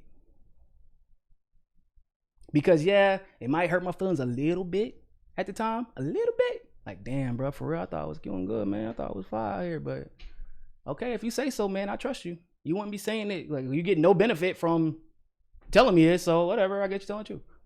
And I value him because of that. But if he was just kissing my ass all the time, like, if I just was like, brought some, like, I don't know, I brought some black guy from the KKK onto the network, and I'm like, yeah, man, he gonna cover all the black stuff. If I brought Candace Owens onto the network, he gonna be like, Niko, no, I'm not gonna let you do this. You know what a neoliberal would do? That's a good idea. That's edgy. That's innovative. Why? Because of what you can do for them potentially. They don't want to question anything you do. And then you bring on more yes men and women, and then you convince yourselves that you have a winning strategy when you simply do not. That you're making the right moves when you simply aren't. And it would be easy to see if you weren't blinded by your own ego and your own desires to achieve whatever office so you can be the first this or the first that or the youngest this or the oldest that. Stop worrying about doing it first and worry about doing it right and worry about doing it for the right reason. Because if you're trying to do something for the right reasons, truly and genuinely, then you will seek dissent. You will look for where you went wrong. You will ask to be challenged. Hell, if you ever read 48 Laws of Power, they say every great king, the ones that didn't get assassinated because, someone was trying to steal their throne, you bring your enemies into your little circle. Because they're not going to kiss your ass. They probably don't even like you, really. But when you bring your enemies into your circle, it's like, and they're open about it, right? They're open about why they object with you. And it's very clear that that's the real reason. You bring them in and you say, they see you in a different light. You get to keep an eye on your enemy and they're not going to bullshit you. Because they might have a fundamental disagreement about your approach no matter what. So they're going to tell you their side and you're going to have to consider it because there's always some truth. Because you see into how the enemy is thinking. I'm not talking about neoliberal enemies who are just joining your campaign because you're paying them a lot of money because you're the top fundraising campaign in the country. I'm not talking about fake friends. Don't confuse fake friends with genuine adversaries. I always prefer a genuine adversary to a fake friend. Facts on facts. Anyway, let's go to my last two topics. They're both Tulsi topics. So the first one, y'all gonna love this. Y'all gonna love this. I gotta give a shout out to Glory Jones because she's the one who found this because it's literally impossible to keep up with Tulsi. Did y'all know that Tulsi introduced a bill to prevent legislators from doing exactly what Senator Burr just got in trouble for doing, what Dianne Feinstein was found guilty of doing, Ro Khanna and a lot of other people's, to prevent legislators from investing in stocks where they clearly can influence the outcome of the market and the country and the world one way or the other based on whatever committee they sit on and based on whatever legislation they introduce. Did y'all know that? I know somebody out there is gonna give me, well, go ahead, where the Medicare for all at? But is it Medicare for all? I know y'all. Come on, go ahead. Somebody gonna do it in the comments section. The bill's called HR 6461. And of course, because we all agree that this is such a major issue, right? And it's Bill Burr's the one who had to step down from his position. Or Richard Burr, excuse me. Oh yeah, Bill Burr, same thing. He wanted to step down from his position. He's a Republican, and Democrats wanted to call him out because he was so guilty of this, and this is such a big problem. It's a major issue, and we got to do something about this. Why is this allowed? And every time in the distance, every time somebody yells, "Why is this allowed?" In the distance, somewhere off in a little island of Hawaii, Tulsi is answering back like, "Don't worry, I got you." And poof, legislation is produced. Now, I know those of you who may be primarily fans of AOC aren't really accustomed to this because she doesn't actually do anything. But for us Tulsi fans, it is inspiring to know that even through all the corruption, even through all the nonsense and the jibber jabber, that even in our disagreements, there is one question that we will never have about Tulsi. Is she in there working for me or working for a lobbyist? And this bill that says a bill to prohibit senior government officials, including members of Congress, from purchasing or selling certain investments and for other purposes, proves to me once again that there is one person, one legislator, one progressive that is unquestionably about their business. And there are a lot of people who are perpetrating. Why do I say that? Well, guess how many co-sponsors this legislation has? 0. The Democrats were up in arms, right? Up in arms. How could Bill Burr do this? How could these Republicans do this? How could their wives do this? I can't believe this. I wish there was something we could do about this. Okay, let's do something about it. Whoa, I meant something after I get out of office. I still have stocks under my name. Chill. Just bought stocks on Amazon. Relax. I was saying next time, and I was specifically referring to stopping Republicans from doing it, not me. You know how this works, Tulsi? Right? Stop introducing legislation like this. It's gonna, people gonna figure it out and then maybe figure out that I'm full of shit as a legislator. How is this not a unanimous, how is 400 Congress people not signing on to this? Question. Good question. Now, it says here that, let me make sure I got the right one. One second. There we go. Prohibitions. Transactions, except as provided in section 4 and 5, which I'll cover in a second. No covered person may, and I'll define what a covered person is in a second, purchase or sell any covered investment or enter into a transaction that creates a net short position in any security. Positions. A covered person may not serve as an officer or a member of any board or any for-profit association, corporation, or entity. You like how she did that? You like how she slid that in there?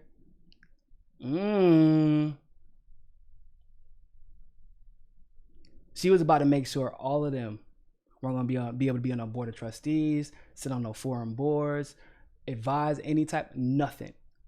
No investments, no barismas, no nothing. That's why they didn't co-sponsor it. Investments held before taking office. This for you and your wife. In general, a covered person may have control over or knowledge of the management of any covered investment held by the covered person as of the day before the date on which the covered person took office, or in the case of the spouse described in section 2.3e, the date of the applicable member of Congress took office. So it says a covered person may not buy or sell any investment described in paragraph 1, except in the case of placing the investment in a qualified blind trust described in section 5, or completely divesting themselves of any investment under subsection B. A covered person may sell a covered investment during the 6-month period beginning on the date of which the covered person takes office. After that, you either put it in a blind trust, or it's just you're going to have to leave it up to baby Jesus. Oh, actually, no. I think that you either put it in a blind trust or you sell it. That's it. Those are your two options. Or you don't serve in Congress.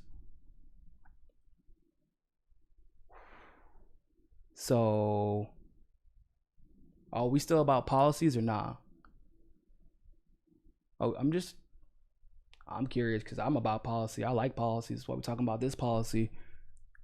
And it's yet another policy about a major issue that has been discussed.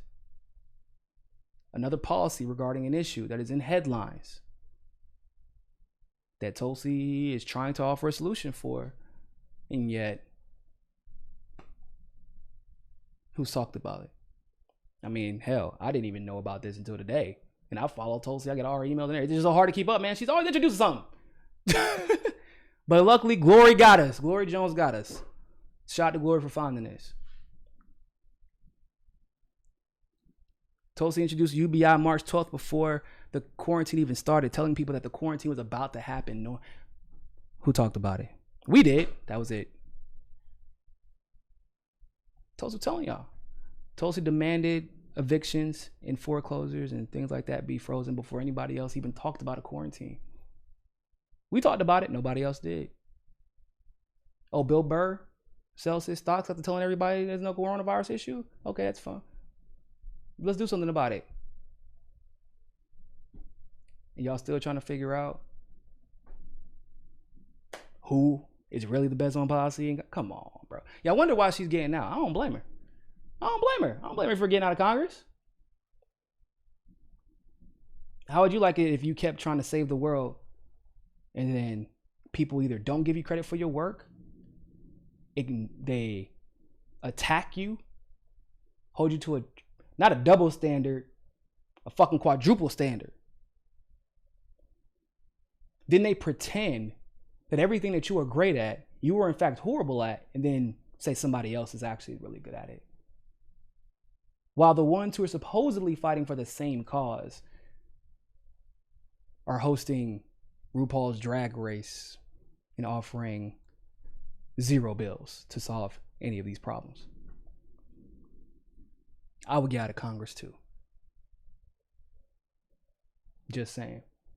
So I want to move on to the last topic. This one's, it's funny, it's serious, but it's still funny. But was it trigger warning for Bernie supporters? I'm giving y'all a trigger warning because this one's about Tulsi too, but this one is Tulsi finally fed up with the nonsense. Because on Instagram, if y'all don't follow Tulsi on Instagram, I strongly encourage you all go follow her because she's fun to follow, honestly. She really is. She responds back to a lot of people in her comment sections about legislation that she's introduced and things like that. So strongly encourage you all to go follow her there. With that being said, somebody, you know, people always want to ask Tulsi what she did. What did you do? What did you do? What did you do? What did you do? What did you do? Did you do this? Did you do this? Bernie did this, and Bernie did that, and Bernie. Everybody's always worried about what's going on in Tulsi's life, even though they supposedly don't like anything about her and say she's not progressive. But everybody's still there asking her questions like she's progressive. Because they secretly know that they know who's actually doing work. They just can't stand it that they were so wrong, to be honest with you. But somebody was like, oh, let me get bold and ask Tulsi what she did about the recent Patriot Act vote that Bernie Sanders missed. The young man said, for context, there was just a vote on an amendment to the Patriot Act this past Wednesday and Thursday. I was asking about that, but I forgot to mention the amendment because in his original question, he was like, basically, did you vote on the amendment? The House hadn't voted yet. He goes on to say, as most people try to do to Tulsi before they get embarrassed, CC Kamala, CC Tim Ryan, but I assume she evaded the question because her vote would have been recorded, so it's public information. Huh? She evaded the question because her vote's recorded and you can find it wherever you wanted? Okay, makes sense, I guess. I just didn't feel like scrolling through the yays and nays. I know Bernie Sanders was a no vote. Okay. So why is this always a thing? Why do people think this is like, I know Bernie Sanders was a no vote.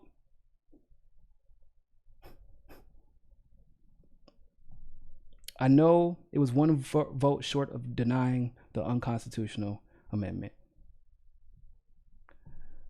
Tulsi Gabbard poignantly said, Bernie Sanders and 3 others were not present for the vote.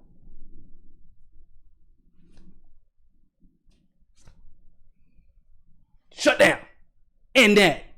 Kill that noise.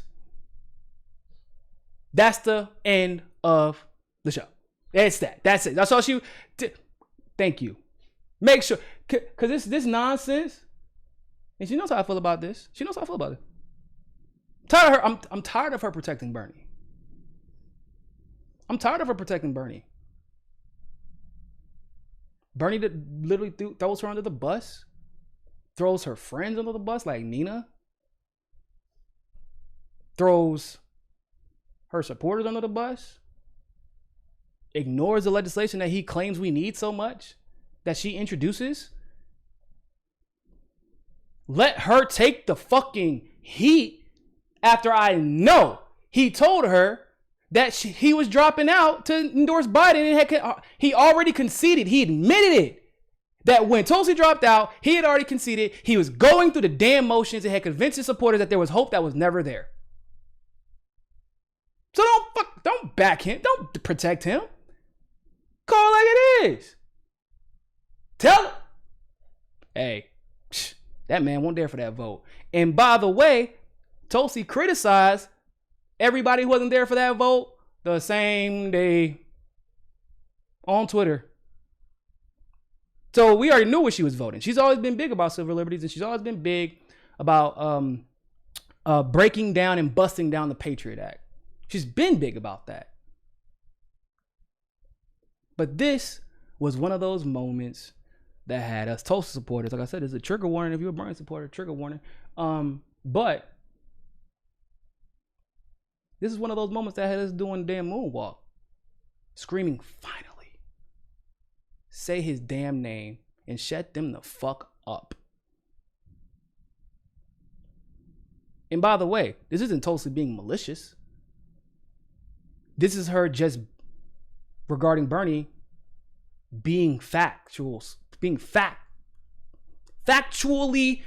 based, measured, and honest, and not regarding him in this particular case as her friend, but as someone who is a legislator, who is a responsibility to a progressive movement that he has been letting down time and time again, as she takes the heat for failures he's actually guilty of.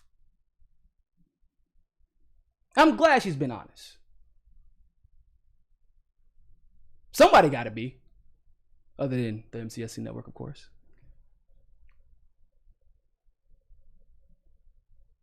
And let's be honest too. Bernie's lucky that she ain't being more honest. Right? Let's be real. He's real lucky. Climate change can't wait. Oh, so you're going to support the OFF Act that was introduced in 2017? You're going to introduce another bill to go along with it in the Senate? Because climate change can't wait, right? We don't want to bullshit. We got to introduce legislation, right? We can do this right now. So by the time you get into office, it's already ready. You just pass it. No, I'm going to wait to run for president, vote against the Green New Deal, pretend like I voted for the Green New Deal, introduce my own Green New Deal, and pretend like your legislation doesn't exist. That's what I'm going to do instead. Excuse me, Green New Deal plan. That's what Bernie had, a plan. Big money out of politics. You going to talk about that? No, like, because there's a bill already in the House. Move to amend bill. It's a constitutional amendment. You going to talk about that?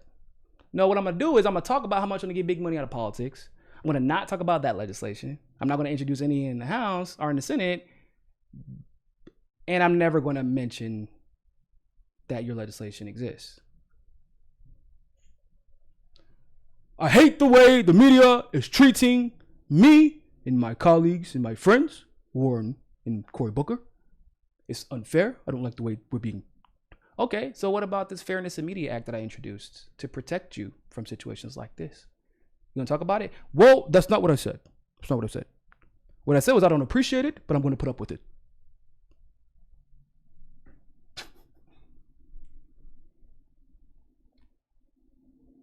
I can't stand Trump. He's the most racist, the most dangerous president. He doesn't believe in the Constitution. Okay. So let's take away his spying powers. Because I mean, I agree, he's dangerous, and so is the administration that he has. Like, let's do something about this. Let's show up. Let's make sure we vote. Let's take away his. Let's no more. Whoa, that's not what I meant by the most. I meant he's the most dangerous to my chances of being president. That's what I meant.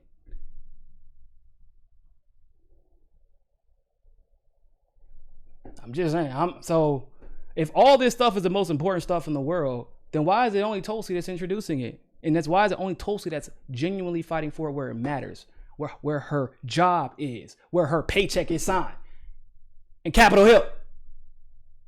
And why is everybody pretending like it was ever Bernie fighting as hard as Tulsi has been over these last 5 years for us? Last time I checked, one of them got a book deal. Last time I checked, one of them got wall-to-wall coverage from mainstream media for better or for worse. Last time I checked, one of them defended the other one over and over again. Last time I checked, one of them called the intelligence community when they tried to use neo-McCarthyist smears against the other.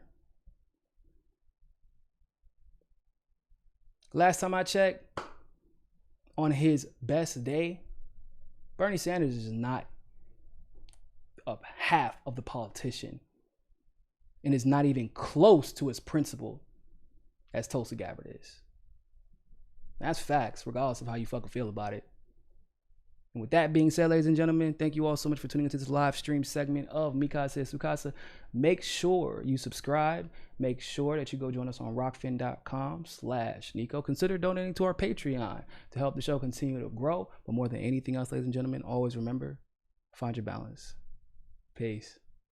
If you like that segment of Mikasa Sukasa, don't forget to like the video and smash that subscribe button. Want access to members only live streams, behind the scenes footage, and other premium content?